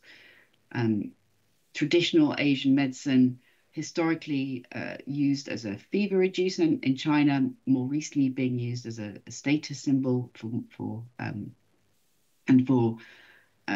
hangover cures and kind of a change in a change in the driver behind the consumption of the product in Vietnam. And then more recently, again, a seeming rise in products for decorative use, so beads, bangles, other ornamental use around the home, and perhaps even stockpiling of this product as an investment piece. So it's not that there is a market or a demand for rhino horn. It's a complicated threat. There are multiple markets and multiple drivers with consumers buying this product for different reasons in different places. But it is the most high value illicit wildlife product. And this has drawn in transnational organized crime syndicates who are moving other illicit products such as drugs, people, guns, are now moving increasingly involved in moving wildlife products such as rhino horn around the globe. So one of the implications of this is a growing rise in corruption and the entrapment of people from law enforcement agencies from a site level to a national level into these crimes. Overlaid with this, we see areas where there has been war or civil unrest has exacerbated the loss of rhino populations through access to weapons and a broader breakdown in the rule of law at a local and national scale. And challenges, because such commitment and investment is needed to conserve rhinos, because the threats are so great, the costs of securing them are so great, significant support is required from a local to global level in order to have the investment and the governance structures needed for rhino conservation. And again, we've seen more rapid loss of population in areas where these elements are lacking for various reasons. We need the enabling conditions which bring about both good governance and security, both for rhinos, but also more broadly. And what is exciting in a way for conservation and rhino conservation is that we can see these species not just as in a traditional umbrella species sense in terms of being a large, long-lived species with big home ranges, these species act as ecosystem engineers. But they also mean that we maintain protected areas for other charismatic megafauna, such as elephant, lion, and tigers. So because rhinos are at the intersect between these two big drivers of the biodiversity crisis, the threats from habitat loss and the need for these large, extensive protective areas, and at the same time, at the real coalface of exploitation and illegal wildlife trade because of the value of their horn on the illicit market, we can see rhinos as umbrella species as indicators for conservation challenge and conservation success at both these scales. This means that we need to bring about innovation in terms of species recovery. This can be ensuring that we're using the best practice biological management and range expansion. It also means now and looking forward in scenarios where there are populations with very small numbers, be that the northern white rhino, the Javan rhino, the Sumatran rhino, innovation in genetic recovery is likely to be key for the future. As noted, from a governance perspective, the broader rule of law is essential, and critically having access to the necessary sustainable financing to meet the very high costs to keep rhinos safe. It needs us to think from a local park level, at a site level, to the people in the broader ecosystem and the rule of law around protected areas, to understanding national governments frameworks, the national policy and law enforcement frameworks in terms of addressing organized crime as well as environmental issues, and understanding and addressing demand and global geopolitics around trade in endangered wildlife species. And of course, on top of that, there's the additional climate crisis and the still unknown implications, although sadly likely conservation pessimism rather than optimism, about how increased extremes and unpredictability in the climate will impact habitat and water access for rhinos in terms of competition with species, including humans, in a potentially more unstable world.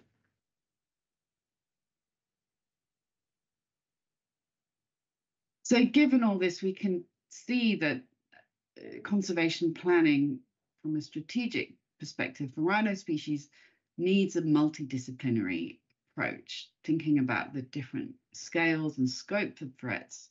And we need to be thinking about this at a systems level as a socio-ecological challenge.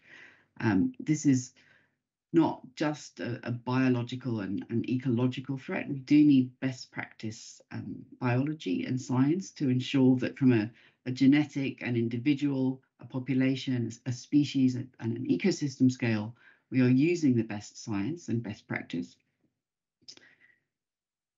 But this cannot happen in isolation within a fortress conservation approach. Rhino conservation moving forward needs to also consider societal structures and processes, and people at scales, again, moving from those living around rhinos to the national appreciation for rhinos as a charismatic megafauna to be valued by people, and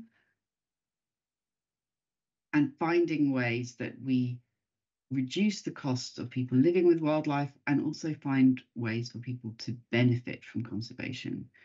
So thinking about the drivers of local involvement in illegal activities and unsustainable resource use, addressing human-wildlife conflict as a growing cost and threat to wildlife species around the world, developing wildlife economies and nature-based solutions, and devolving rights and decision-making in a way that allows people to have meaningful participation in conservation.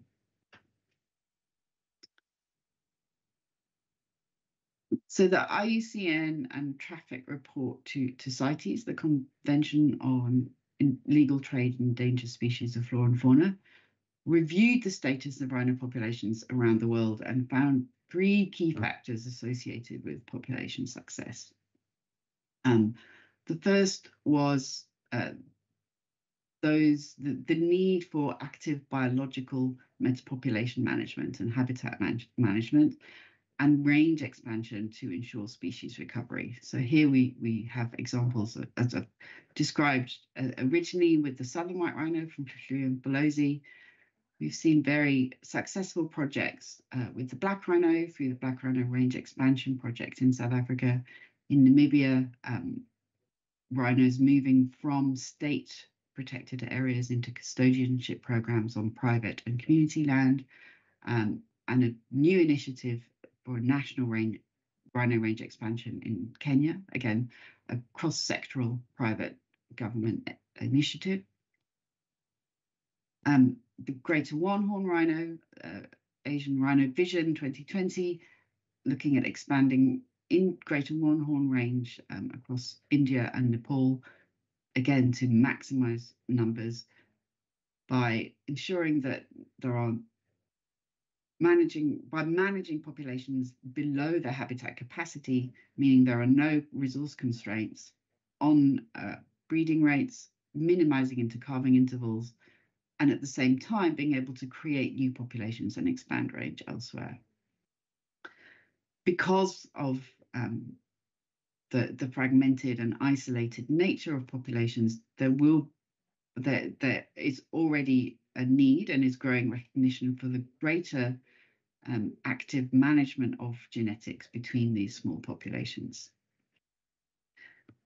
And looking forward, there's huge potential and opportunity with rewilding of the southern white rhino, which were held on Platinum Ranch in South Africa, 2,000 animals which had been managed in a semi-captive, semi-intensive status, which are now taken over by African parks and will be rewilded and reintroduced into parks across Africa.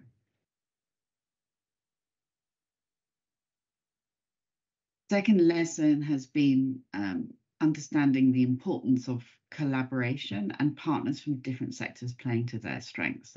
And this can be exemplified at two different scales, thinking about collaborative park co-management partnerships. So at a site level where protected areas involve government agencies in terms of having the mandate, setting regulatory policies and overseeing their implementation, involving private sector and bringing resources through their role in activities such as tourism and driving investment into these areas, involving NGOs who can bring resources and knowledge, sharing capacity and flexibility in terms of implementing projects, and then working with communities and people living around protected areas and their involvement in rhino conservation activities. Similarly, thinking about addressing wildlife trafficking at a national scale, wildlife crime task forces work most effectively when these are multi-agency in terms of addressing transnational organised crime networks.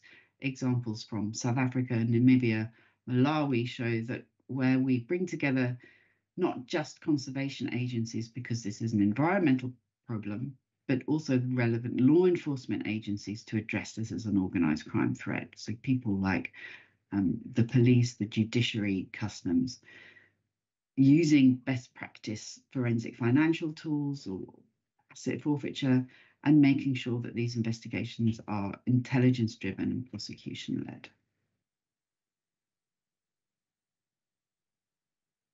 And then third lesson, which has been shared from across successful rhino population recovery, is the need to involve local champions and develop local thought leadership in order to have the national political will for species conservation and the legitimacy of conservation areas as a land use under development pressures and threats, and ensuring that there's a recognition and a value of the benefits from broader ecosystem protection. For example, this can be seen in Namibia with community-based natural resource management across community conservancies, retaining land for wildlife, and for example, enabling the reintroduction of black rhino back into these areas and population growth. So for the long-term security and value of rhinos, they must be relevant to people from a local to a national scale.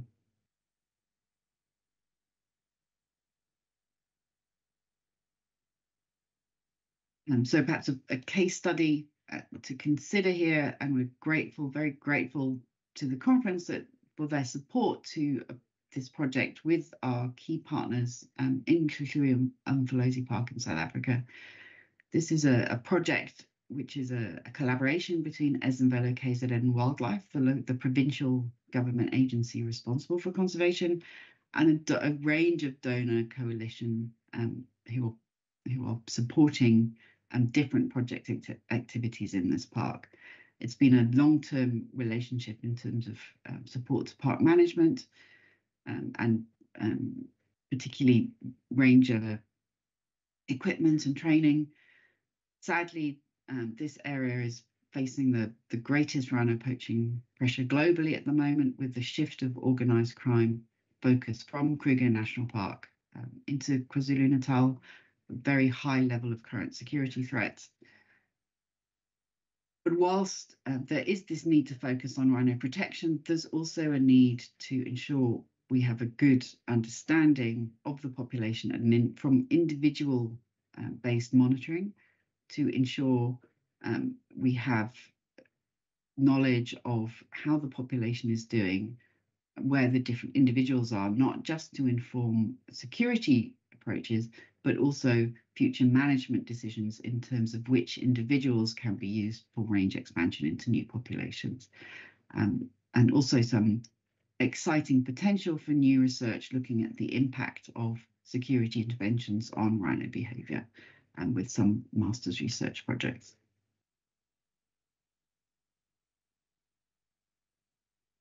So, you know, in terms of this conversation with fellow practitioners who are operating in conservation and at this science policy interface, we have to recognize the value of these ex situ conservation partnerships, the role and the importance of raising international awareness of the threats to rhinos, but the complexity of the threats to rhinos and the role of these species as broader indicators.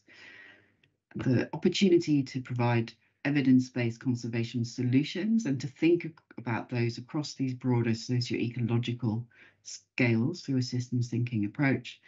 And of course, the ongoing support for in-situ conservation programs, both in terms of resources, but also technical support, and of course, collaboration in terms of the species themselves.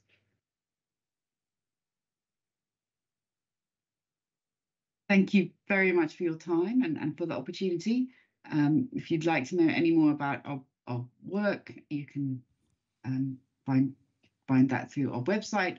If you have any specific questions, please feel free to ask now, or you can contact me on my address here. Thanks.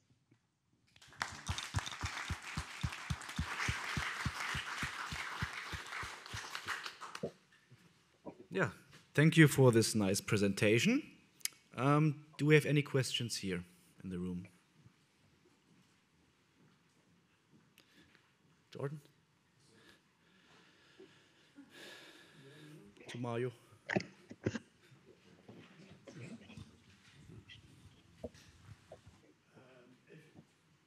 Thank you for your presentation. It was very good and nice to look at. But I have one question. If you see in Kruger Park, there's now the poaching. They bring it back to low numbers. Why can they not bring that plan also to Sloe? Is that a matter of cooperation or money? Yeah, great question. And I think this role of information sharing and being able to bring knowledge from one site where people are working very hard at the coalface of poaching pressure and sharing that with another is critical. We recently participated in an analysis of the effectiveness of the different security and rhino protection interventions around Kruger. And those lessons have been shared with Lüneburg. There is now a formal collaboration between the National Department, South African National Park, and Ezemvelo KZN Wildlife in Lüneburg. And some of the key tools that have been used in Kruger around supporting rangers, ranger integrity management, and the technology is being shared with Ezemvelo. It takes time and investment to get those interventions up and running, but that information sharing is happening and I think will bear fruit. Thank you. Thank you. Okay. Any other questions? No. Okay, then thank you again for your nice presentation. One applause again. Thank you. Thank you very much. Thank you for the opportunity. Enjoy the rest of the conference. And I see that Dr. Thomas Hildebrandt is also ready to rock this round. Yes. Yeah. Now we are traveling back to Germany. We're now in Berlin. Dr. Thomas Hildebrandt from the Leibniz Institute for Zoo and Wildlife Research. He's the head of the Department of Reproduction Management and holds the chair for the Wildlife Reproductive Medicine at the Faculty of Veterinary Medicine at the Free University of Berlin.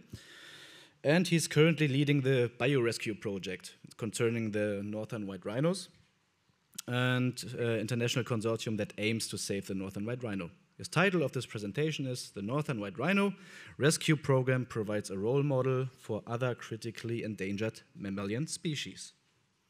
Here you go. Many thanks for the opportunity to present our program here in this very important conference. I'm very grateful for Joe Shaw, who represented the classical approach for rhino conservation, which was very successful, saving the Indian rhino, saving the southern white rhino. But we, as she mentioned, we have 3 rhino species, or 1 subspecies and 2 rhino species, which are really critically endangered, or 1 is practically extinct. And the classical conservation technologies or techniques are not more applicable. That's the Sumatran rhino, the Javan rhino, and the northern white rhino. And I want to present you an approach which science developed over the recent years, which can help to recreate suitable populations for reintroduction. And that is quite new to the classical conservation, and we can discuss controversial opinion afterwards. That was a list of our collaborators. We are an international team. I think we have heard a lot about the constant biodiversity loss of our planet, which is actually accelerated the effects of climate change. So the biodiversity loss means also bioservice loss, and that will have a severe impact for the next generation on our planet. So I think it is really time to fight against this tendency or dynamic, and we will show you how specific keystone species can be saved to repair entire ecosystems. We have heard about that. Biocrime, horn has a higher value than rhino, than gold.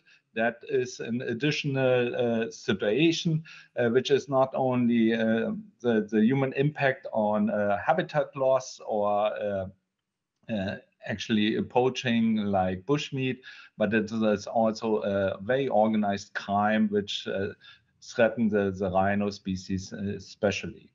And we have these 3 scenarios of human impact, and that is species go down in their number, the population can recover, then we call them high resilience populations. They don't really recover, but they don't get extinct. They have a low resilience, or they get extinct because the repairing mechanisms are not in place. And what is new with the invention of liquid nitrogen storage of biological material since 1951, when the first biological material was stored by Mr. Porch, then we can also use biobanking as a kind of technology to store living material and working on technologies which might be not available right now, but can be applied in the future. So we call biobanking buys us time. So our institute, that's actually an older photo, has now more than 20 of these big volume tanks filled with thousands of samples from different species. Alone, the fibroblast bank has more than 300 different species, which represents living cells which can be used in programs I will show you a little bit later. The most simple way of using living cells is artificial insemination, which was frequently used in different wildlife species. I think the most success rate we had in African elephants, where more than 12% of the captive population derived from artificial insemination worldwide in zoos. Here, that is an example at the Budapest Zoo, which was one of the pioneers working with us in developing artificial insemination in rhinoceros species. However, that is only a very limited technology, because most of our patients or candidates have the phenomenon that they are really accumulate reproductive pathology. The last of their kind, that is actually the problem. They are not only the last, they have also accumulated a lot of reproductive diseases. A normal randomized population, like the human population, has very nice breeders who produce a lot of offspring, and they have people which requires the help of IVF clinics, but in general, this fertility parameter are randomized distributed. Livestock industry has domesticated the different species or different livestock breeds over 2,000 years for fertility, and in our days, a cattle bull can produce 250,000 offspring with the modern assisted reproduction technology. That shows you how condensed this fertility domestication actually was. In contrast, the critical endangered species have a lot of pathology. And therefore, here's another example to demonstrate what that requires to add to the classical conservation approach. This first point shows nature was intact when Adam and Eve maybe were still alive, and there was no need for humans to interfere with wildlife conservation. However, in 1871, the 18th president of the United States actually recognized that there was a huge decline in the megafauna in the Yellowstone area, and he declared the first protected area in the world. And now we are aiming for 30% of the surface of the planet to these protected areas, which helps quite a lot and help to restore some of the endangered or threatened populations. However, if you look at the European bison program or the Przewalski horse program, then we will see, or the Per-Davids deer, that only protecting a special area is not enough. And you have to take some of the individuals out of the natural habitat and breed them intensively in protected areas like zoos or special institutions for this breeding effort. And that ensures that the Przewalski horse, the European bison, the Per-Davids deer are back to the nature, and they are doing quite well. But there were species which were already quite low in number, like the black-footed ferret. There were only 7 of them in the beginning, or the Californian condor, that we need to add to the captive breeding program assisted reproduction. That means the human had to use technologies, test tube technologies, to add to the normal natural breeding to ensure the genetic health and also the optimal breeding of these different individuals. And then the last point is actually the northern white rhino situation, where only 2 infertile females are left. And there's not enough to have captive breeding. It's not enough to use assisted reproduction to ensure the genetic health of this future population. We also have to rely on stem cell associated technique. I will demonstrate what that means. So, really threatened or critical endangered species, they have several losses which make their recovery to a healthy population quite difficult. One, for example, is a loss of tradition or knowledge. Here you see a black rhino bull which never have seen any mating, and so he was not capable to mate successfully with his roommate. And the loss of tradition is also one of the really key points of the biorescue program, because there's also special communication, special behavior, enemy avoidance, especially grazing behavior, and that requires for these populations like Sumatran rhinos or Javan rhinos an instant success with propagating new individuals, because we have to save their social knowledge. Here's an example from Borneo, from the Malayan part of Borneo. It's the female Iban she was captured in 2014, and shortly after she was captured, there was this severe discharge coming from her reproductive tract. Everyone was believing that this female had a pregnancy inside, and that got lost because of the capture stress. And for capturing Sumatran rhinos, we use until today pitfalls. However, there was no that baby inside. There were football-sized leiomyomas in the uterus and also cystic oviducts, because this female hasn't seen any mating partner, a male, for more than 14 years. And that explains this dramatic pathology on her reproductive tract. Here's an example of a wild-caught snared Sumatran rhino, also full with smaller sized leiomyomas, but these kind of pathological changes are completely enough to make a female infertile, and this female natural-wise can't contribute anymore to the population growth. We also have the phenomenon of inbreeding here in the European captive population of the Indian rhino. That is quite a common event, and we had several of these misformed babies.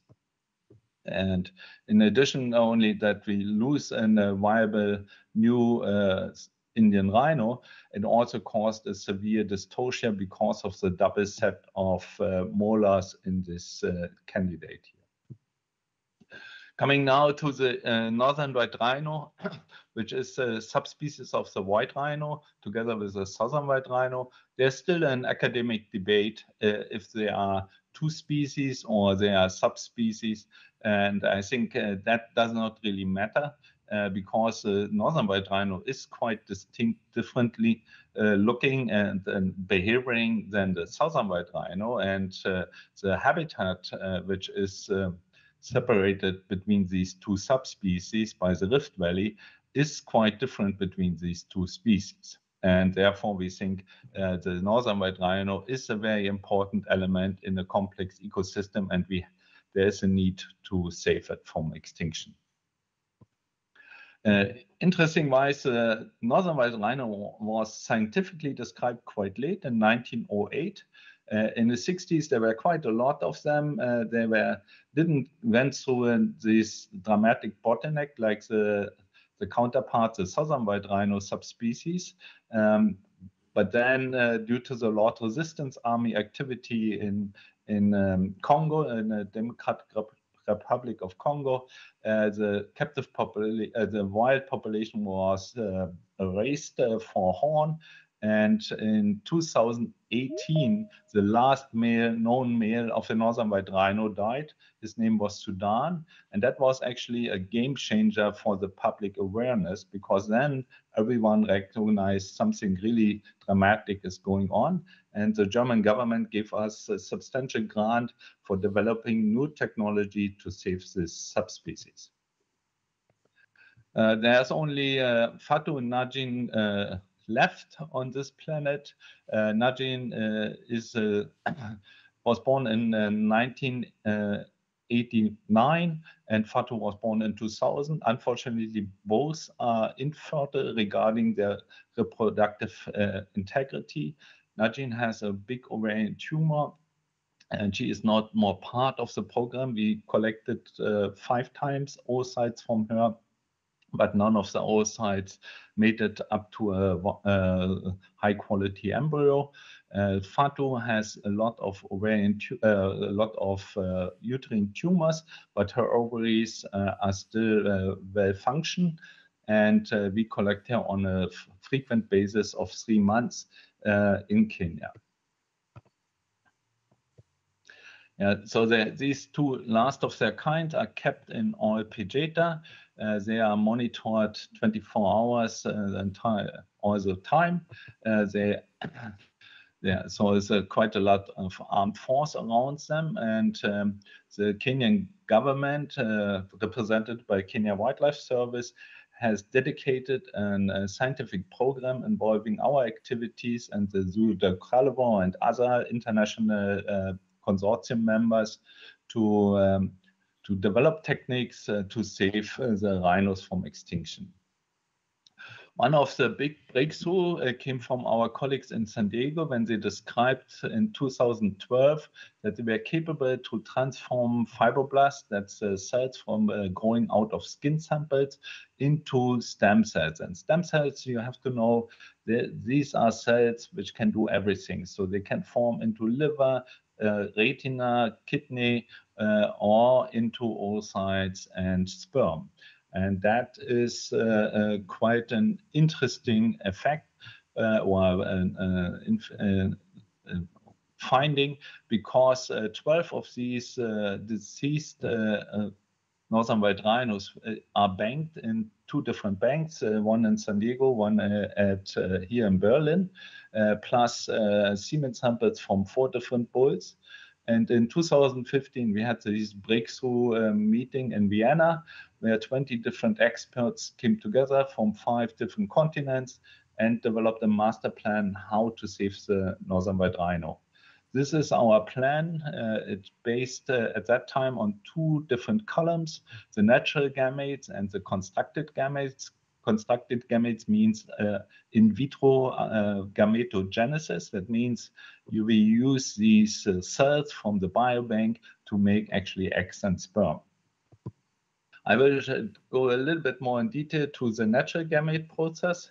So here are our 2 rhinos. That is Fatu in front. And our colleague showed me how he took blood, but she didn't really like that we touch her ear again. So if we do anything with these rhinos, which is more intense than only touching, then we need the full anesthesia. And as every wild animal, our patient is a kind of black box, because if you enter a hospital, you have to answer this kind of questionnaire, if you smoke, if you drink alcohol, and so on. We don't have this information, so the anesthesia is a critical point, but we mastered that quite well. You may have heard we had end of last year a crisis with Clostridium infection coming up because El Nino has flushed away the surface of the soil, and these Clostridium bacteria hatched out of the soil and killed 2 of our rhinos in the program. And we instantly vaccinated all the rhinos in the program and gave them antibiotic protection. And for that, we also had to do standing sedation in the northern white rhinos. And so standing sedation is also an opportunity to assess the entire reproductive tract, but you can't really do more. And sometimes it's even more challenging. That's a kind of seated examination, which puts a lot of pressure on the examiner arm. So that is not actually desired. Or you have this walking examination, which makes things even more difficult if you are connected to power lines. So for the oocyte collection and semen collection and sterilization, we use a general anesthesia, which is always done in a very prepared area. We stimulate the ovarian activity 7 days before we actually start the oocyte collection. The oocyte collection is done in a very unusual way, because our patients are have such big dimensions that we have to go through the sterilized rectum. The feces will be removed, the rectum will be flushed and then sterilized, so that we can puncture through the rectal wall into the ovaries and harvest the oocytes. We used a patent system for that, which is a world patent. So it's patent in America, Africa, and Europe. And that allows us to harvest minimal invasive these oocytes. We applied this technology to several European southern white rhinos, which were given to us because of their infertility. Interesting-wise, this kind of procedure where you remove all fluid-filled structure from the ovaries actually is a kind of reproductive cleansing. And many of our candidates got pregnant natural-wise after 2 to 4 of these procedures. The oocyte collection is done directly, searching through the fluid, which is collected from the ovum pickup. And here you see northern white rhino oocytes before the in vitro maturation starts. Then the cumulus is still compact. You can chip these oocytes in this stage for about 24 hours. Then they are transferred to an in vitro system, and the maturation for these oocytes takes about 36 hours before they can be fertilized. Up to now, we have 30 pure northern white rhino embryos of high quality, and we produced also 43 southern white rhino embryos, which were used to test the technique of embryo transfer. So all the oocytes are fertilized by the technique of ICSI. That is a technique where you inject one single sperm into the oocytes. In this case, we use piezo drilling. That means the capillary, which has a sperm in it, which you can see right now at the tip of the capillary, is micro-vibrated, so that the tip of the capillary has not to be sharp like in a human IVF program. It stimulates also the cleavage by this micro-vibration. And if everything goes well, then you see the development, in vitro development of a nice blastocyst. And you see that some cells coming out on the side where the capillary went in, these cells are used for sexing the embryo. So we know exactly which kind of sex we're transferring. This specific embryo was used for making embryonic stem cells. So we helped it with hatching, and then we collected the inner cell mass to produce embryonic stem cell lines. The big challenge in the condition of Kenyan project is that our surrogates are wild southern white rhinos. So we can't do daily ultrasound, we can't do any endocrine characterization of their sexual cycle. So we came up with the idea to use a surrogate bull, a teaser bull. That was a bull which were already overrepresented in entire Kenya, and he had the tendency to kill other bulls. So he came from Lever, and he was dedicated to the program. His name was Owen, and we used quite a new technique, a non-surgical microablation technique, where we used a system from brain surgery in humans to go in with a eating gouge needle into the cauda epididymis, which is the place where the sperm is matured in the most of the mammals. And then we applied the microwave to actually destroy this structure, which has a size from less than a centimeter by centimeter. And that is enough to interrupt the connection between the testis and the penis. So this bull is nicely mating. As you can see here, he provides an ejaculate, but the ejaculate is sperm-free. And based on this finding, we can plan our embryo transfer 6 days later. So we think it's very important to have this natural behavior, also have the component of ejaculate, so that supports our effort during the embryo transfer. The embryos are transported from Europe. When we arrive 6 days later, there's also a special system again, because we have to transfer the embryo also through the rectal wall. Parallel, when we prepare the catheter for the embryo, our colleagues are immobilizing our surrogate, which was mated 6 days before by Owen. As you can see, it's a wild rhino. It is a little bit challenging procedure. It can be also dangerous, but our system together with Kenya Wildlife Service is really perfectionized. and was always successful. We never had any loss or any complication during the anesthesia event. So our colleagues provide us sun protection, and then the embryo transfer system can be applied for transferring the embryo.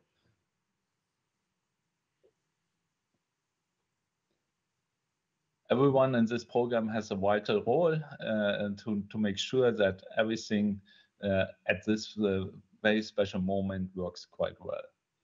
And this is the size of the catheter which holds the embryo, and we performed 3 embryo transfers in Kenya so far. One ended up with no pregnancy, one ended up with a pregnancy which was resorbed, and one was a pregnancy which you will see in a second, which was a 70-day-old fetus. The mother died from the Clostridium infection caused by El Nino. This is the process, how the embryo is doing inside the uterine environment. It is a 100 micrometer big bubble, which then develops into such nice rhino.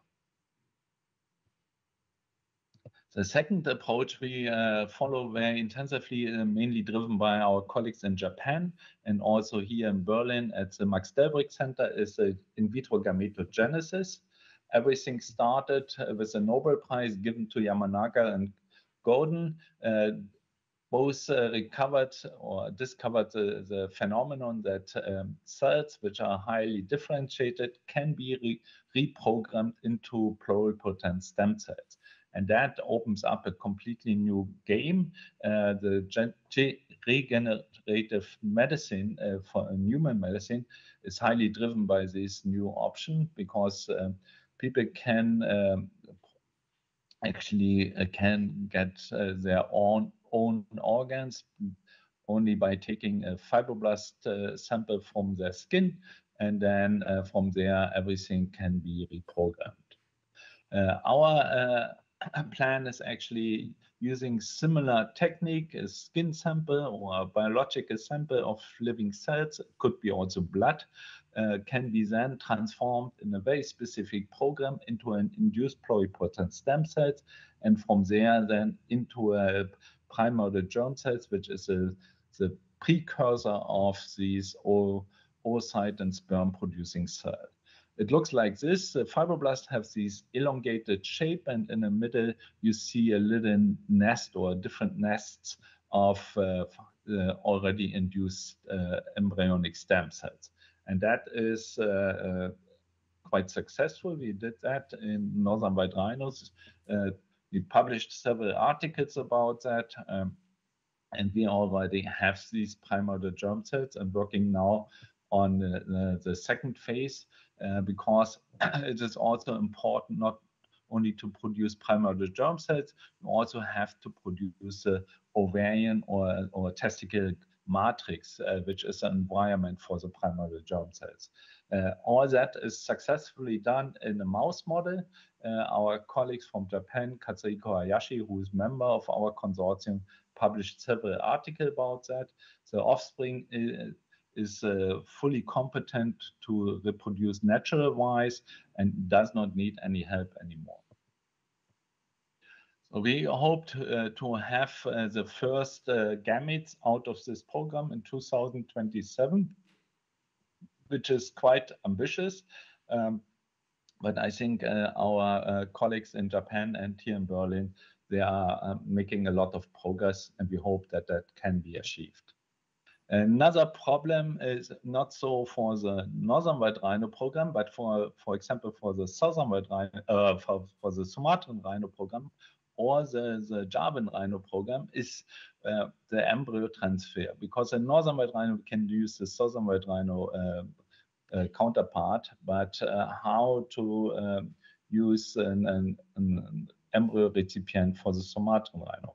Here's a technique which was developed for premature human babies, and that's the so-called biopack, where you produce a kind of artificial womb, which is maybe possible for large vertebrates in a second or third phase of the pregnancy. However, most likely it will be not sufficient for the beginning. And therefore, we came up with another technique, which needs still a lot of ethical research and discussion with the public if this is the way to go.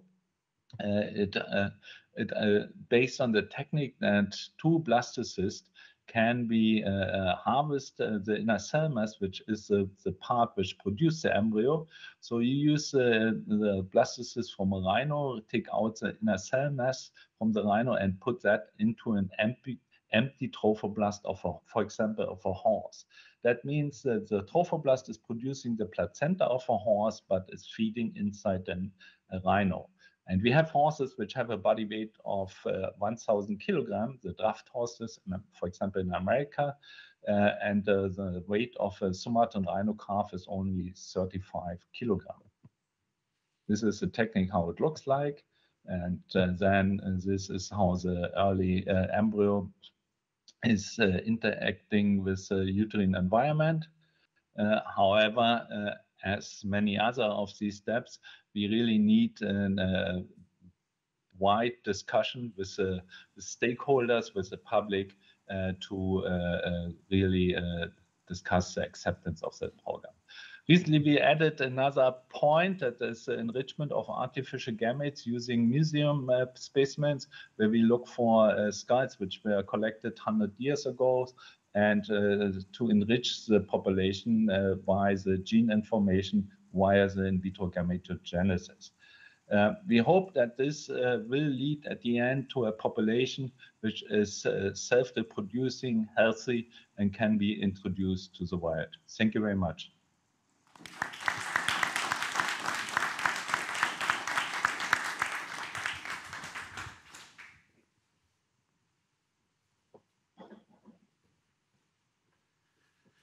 Yeah, thank you very much for this nice presentation.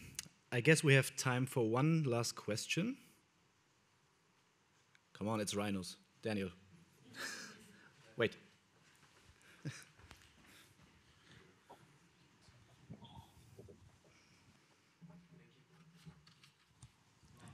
Thank you very much for your talk. I was just wondering, in the use of constructed embryos, is there a risk of creating an artificial founder's effect if the source population isn't large enough? No, I think these constructed embryos, that is only a kind of, right now, a theoretical discussion for the Sumatran rhino program, because the Sumatran rhino is a very ancient rhino species, closely related to the woolly rhino, and we don't really see what we can use as a recipient. It is not really wise to use Sumatran rhinos for the embryos we produce from infertile individuals, because then we really block the natural propagation of the few healthy individuals.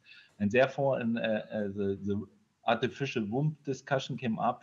That was mainly driven by the mammoth, but we think for the Sumatran rhino, it's really a pressing question.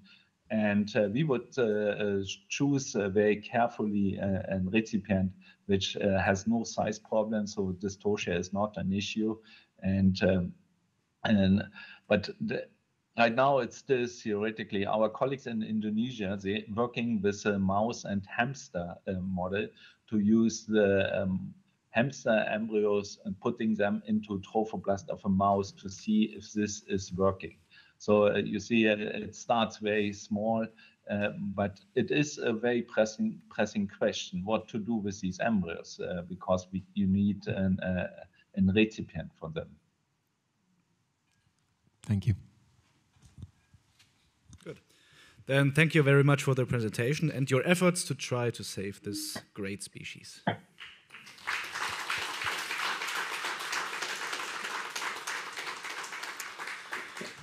Now we have the last presentation of the session, and now in person already again, and that's nice because it's Dr. Daniel Tost. Lunch is almost there. Be patient. Dr. Daniel Tost is an educated geoecologist, and he's almost 10 years now focusing on researching the local black grouse communities, populations in Lower Saxony and their habitat requirements and the sources of their endangerment.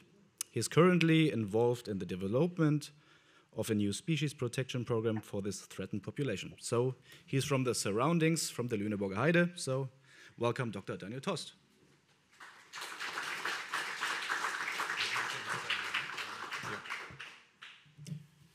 Yeah, thank you. Hello, everybody. Thanks for the invitation, and let's jump into it.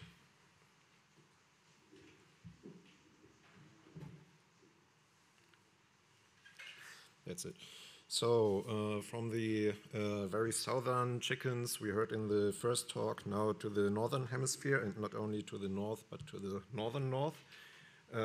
This is a map of the distribution area of black grouse, Lyrurus tetrix in scientific language.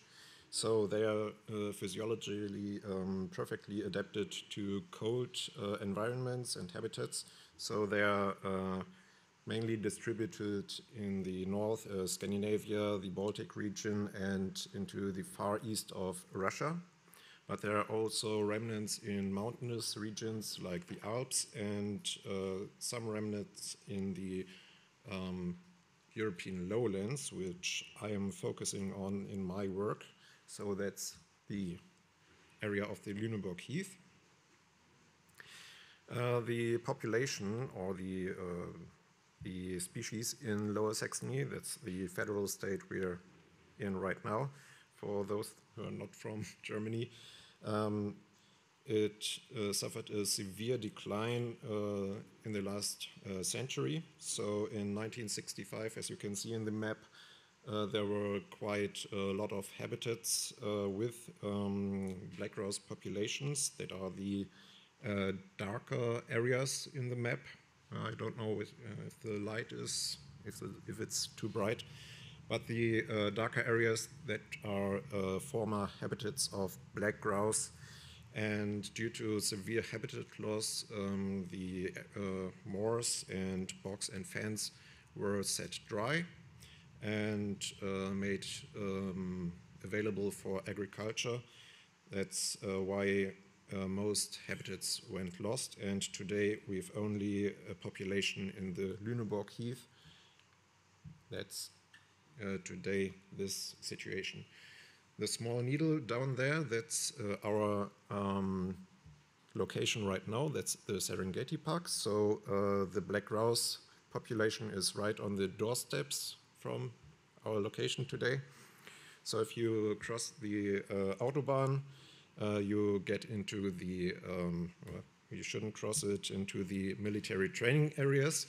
So that's a core habitat down here with labeled with 5B. That's a NATO military training area. So since the Russo-Ukrainian war, they are not very, before they weren't happy either when we went into there. So research there is quite difficult. So the other areas to the north are also military training areas. Only the one to the most, the northernmost is publicly available area. That's the nature reserve Lüneburger Heide, which is also an important recreational area, and it still inhabits black grouse. The overall population, so we have a subpopulation system, but the overall population in Lower Saxony, as you can see here, was more or less stable at about 200 individuals during the last 30 years, but in the last 10 years there was a steady decline, and fortunately 2 years ago in 2022 we again detected a lot more, especially females, hens in the areas. So they are monitored annually in the spring. Actually right now in the April weekends They are counted during their mating season, but overall this population is critically endangered in Lower Saxony, and in Germany I think it's endangered globally. So Europe and Asia, it's least concern because you saw the distribution area in Scandinavia. There are estimated to be several million individuals left. Here are some examples of the habitats which black grouse are found in here in Lower Saxony. So they are very much unlike the modern agricultural areas we see all the time everywhere in Lower Saxony. So these are very wild habitats, mostly Kaluna Heide, so heathland and grasslands intermixed with pioneer vegetation, and they are in the military training areas. They are maintained by the military training, very convenient. And in the northernmost part, it's intense landscape conservation measures with machines and sheep herds. And also wildfires, ideally controlled, are also used to maintain the open heathland. Some more impressions, just for fun, and to get the hearts for this really nice species, as I think. That's a black grouse cock. The appearance shows us why it's called black grouse. In German, it's Birkhuhn. And that's a picture from last year in the Heath from one of our research projects. We also still detect them in small groups, which is always great for us to see, given the small numbers of the population. And that's a picture of a hen, which is pretty well disguised.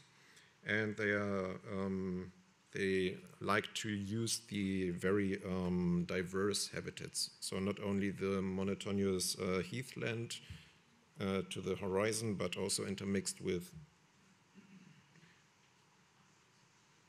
what's now? Was that me? I hope not. Thank you.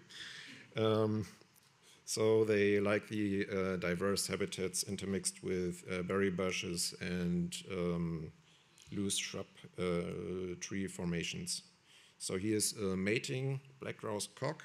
Right now we are in the mating season, as I already mentioned, and if you like, you can afterwards, after this conference, maybe go to the northernmost, the nature reserve, and try to find some black grouse mating in the early morning hours, possibly before sunrise. And if you are lucky, you can hear their very distinct mating calls. In Germany, it's called Kullern. It's look it up on YouTube or somewhere. It's an experience. So, as I said, they are very well disguised. So there's not only this one female, but also above a second one. So they need to be, because they are ground breeding species, and so the well-being of the population depends on the ability of females to not being found, and their nests also. Fortunately, we have some reproduction successes also on our camera traps. I don't know if you can see here these small 3 chicks. So that's also very nice for us researchers, and we know that there's still hope for this population here. Our research subjects are quite cover a broad field.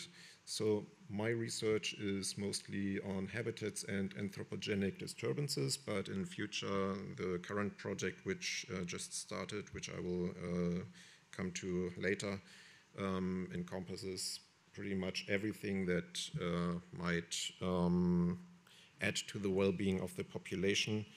Right now, we are finishing a research project on the predation impact. And we've done quite a lot of field research using camera traps in the areas, but also tagging black grouse with GPS tags, and also predators, fox, goshawk, and also marten.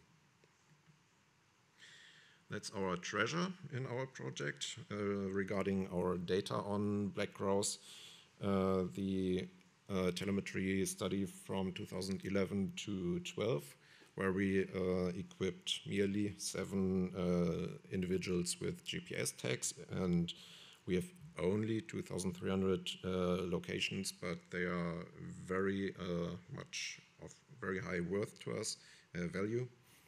So you can already see here in the distribution of the GPS points that they use the refuge areas, which are far away from the surrounding trail networks or hiking trails. We also conducted, as I mentioned, GPS telemetry study on predators. So that's just an impression, because this project is not finished yet, so I cannot give you final results, but only an impression for now. We can see that most territories are occupied by red fox, for example, and that is despite an intensive predator management conducted for more than 10 years already in this area. So fox and so on are hunted. There's a professional hunter in this region, but still he just cuts the tip in our evaluation, or that's the assumption right now. So there's our assumption is that there's still a very high predator pressure on this species. Coming now to my the two research subjects that I worked most with in the recent years. Regarding recreational activity and habitat suitability. So I don't want to bother with you with methods I used. These are results from statistical modeling, and what you can see here is the predicted probability of black grouse using a habitat in dependence of distance to the infrastructure in this region. Infrastructure in this case means mainly the hiking trails, so the network of hiking trails, as I already showed you. And we can see that the proximity, the first, let's say, 1 kilometer near proximity of hiking trails is completely avoided, although that's a perfectly fine habitat to black grouse. And they prefer the undisturbed refuges in the deeper regions of the heathland. So for this reason, some hiking trails are closed to the public, which unfortunately is not always respected, and you can't control that in such a big area. A convenient finding that we made, well, it's hard to see, but here that's the very popular hiking trail Pastor Bodeweg, and the colored points that are GPS points from the animals, and coincidentally in areas where there's thick cover alongside the trails, the animals still use the proximity of these intensively used trails, and there where the trails are very easily visible from the outside, the animals did not approach. So why do I show this? There's a discussion on how to calm down the impact of recreation in this area, and a very unpopular suggestion is to close down further hiking trails. So I think that's not an option, not today in our modern Germany or Lower Saxony. So, but this absolutely simple finding suggests these sensitive areas can easily be well covered with vegetation, which fits to the habitat, and the areas can be made available for the population. Another finding regarding the distance to forest edges is very similar to the one with the hiking trails. So again, the proximity of forest edges is avoided, and we assume that's due to the possible danger landscape of fear theory coming from the forests, and the forest itself is absolutely not suitable for black grouse. They need other ground vegetation than in our economical used forests. So again, nope. Again, they are preferring the vast, widespread heathland. And one more result from our research is a positive one this time. So the availability of wet habitats and the diversity of vegetation fitting the topic biodiversity of this conference. We can see here the availability of sandheath, so the predominant habitat in this region. The more sandheath availability, the better for the population itself. But if you additionally intermix it with wet habitats or with very high diversity of more further vegetation, the probability of black grouse usage more or less skyrockets. So that's an important finding for habitat development in the future, and to not only maintain the heathland as a monotonous just heathland shrub, but to develop it more diverse. Now, if we take these single results and project them onto a map of this region, so just for orientation, that's still the northernmost nature reserve, and the light areas that are the open heathlands in this region, and in this map the dark lines are the forest edges, and we see that the highest habitat suitability is found in these refuges that are far away from nearby trails. So there are undisturbed areas where the animals find shelter. And these are also these areas which I just showed you with higher diversity in vegetation and in biotope or habitat structure. And it also shows that large parts of the open heathland, although they should be available to black grouse, they're still not. So there's much room to more development, to improve the habitats, but mainly it's due to a very dense hiking trail network, and maybe in some spaces the proximity to the forest edges, where one suggestion is to loosen up the very German forest edges, which is open landscape, and here's the forest. Make it gradually. That's one suggestion, but right now not very popular with the people from the forests. The Förster, I don't know in German, in English. So one more point is the connectivity of the populations. So what I focused on until now was this northernmost population or site.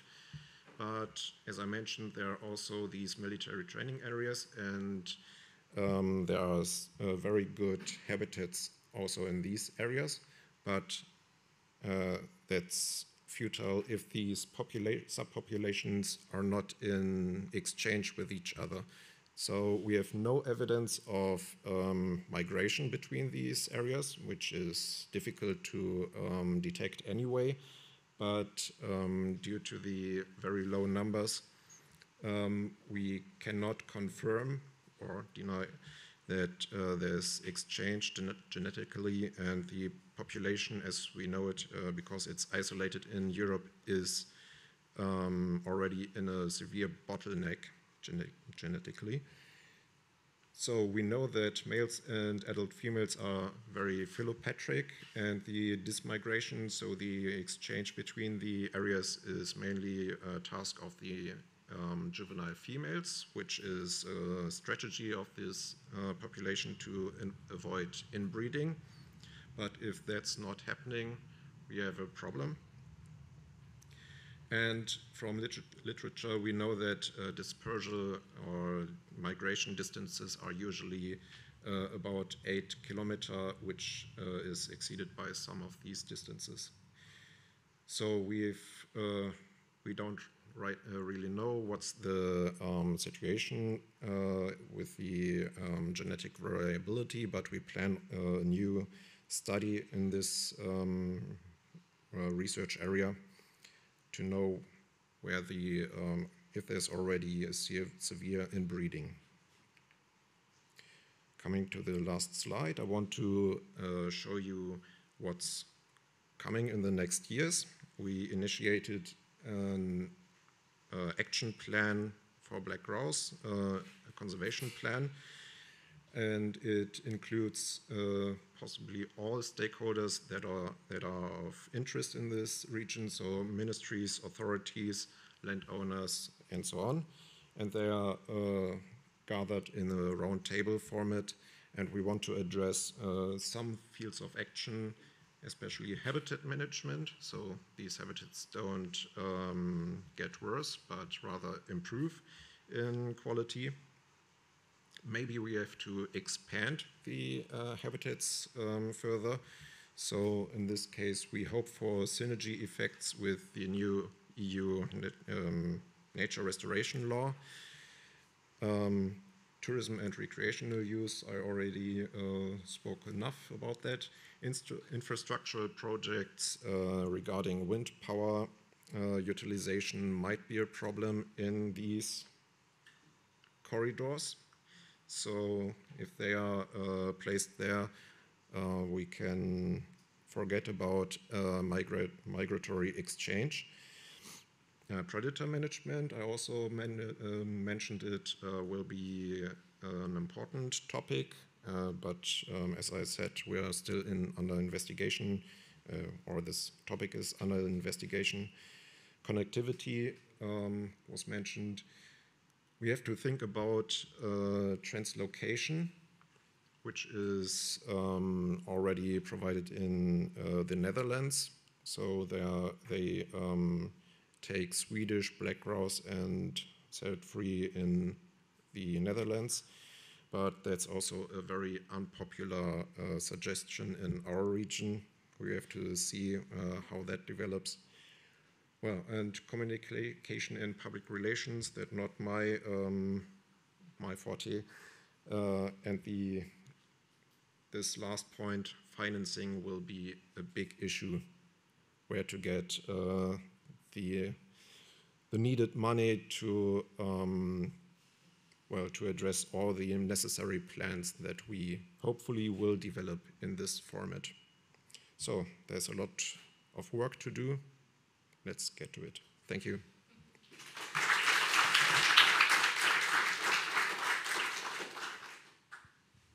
Yeah, thank you, Daniel, for your nice talk. Also in the case of local conservation. We have time for one last question. Dr. Böhr, of course. Can you tell us why there are so many convergent discussions about the translocation from within the EU? And what about trying to establish a captive breeding population?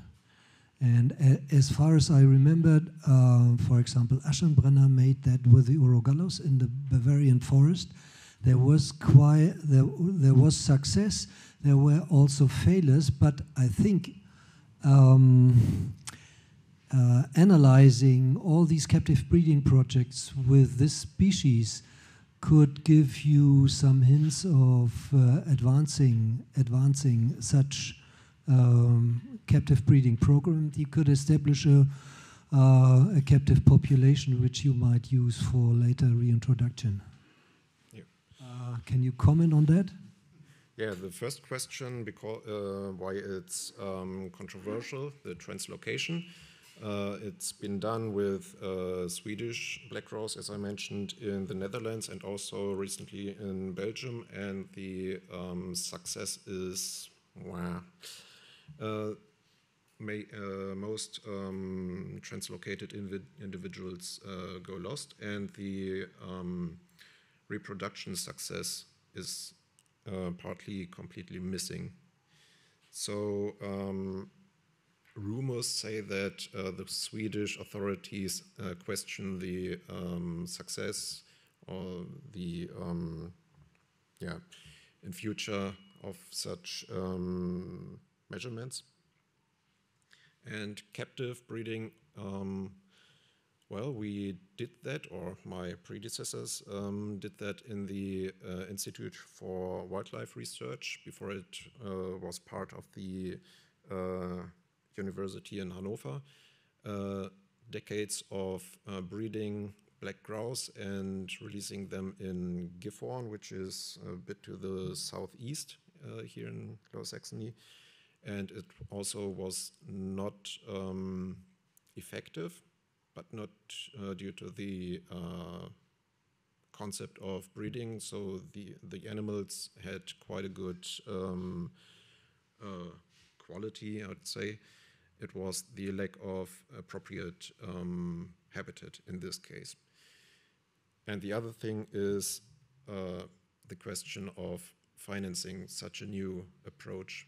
And we have to try to convince the ministries, for example, and other stakeholders of these measurements. So I could very well imagine this to be, well, a possible measurement.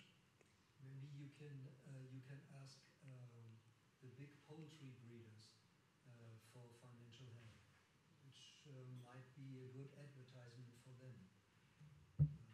Just an idea. Yeah, thank you. Very small question. Very small. The traffic is a problem? Traffic? Car traffic? I wouldn't say so.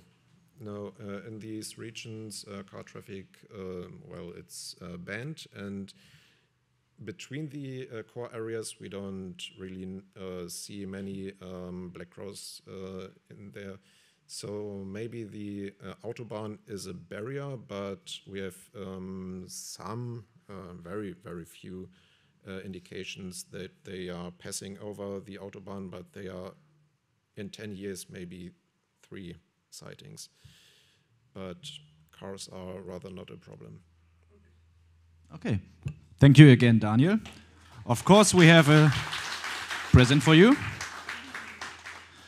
But you're from the local area, so it's I don't know, it's fitting. So, one applause again. Also one for Jon Taylor, of course, because we forgot it. Local delicacies. Yeah, this is the end of session 1. We are now having a lunch break until 5 minutes after 1. We have the separated area in front of our room. So enjoy your meal and guten Appetit. Also for the online people, be back at 5 minutes after 1.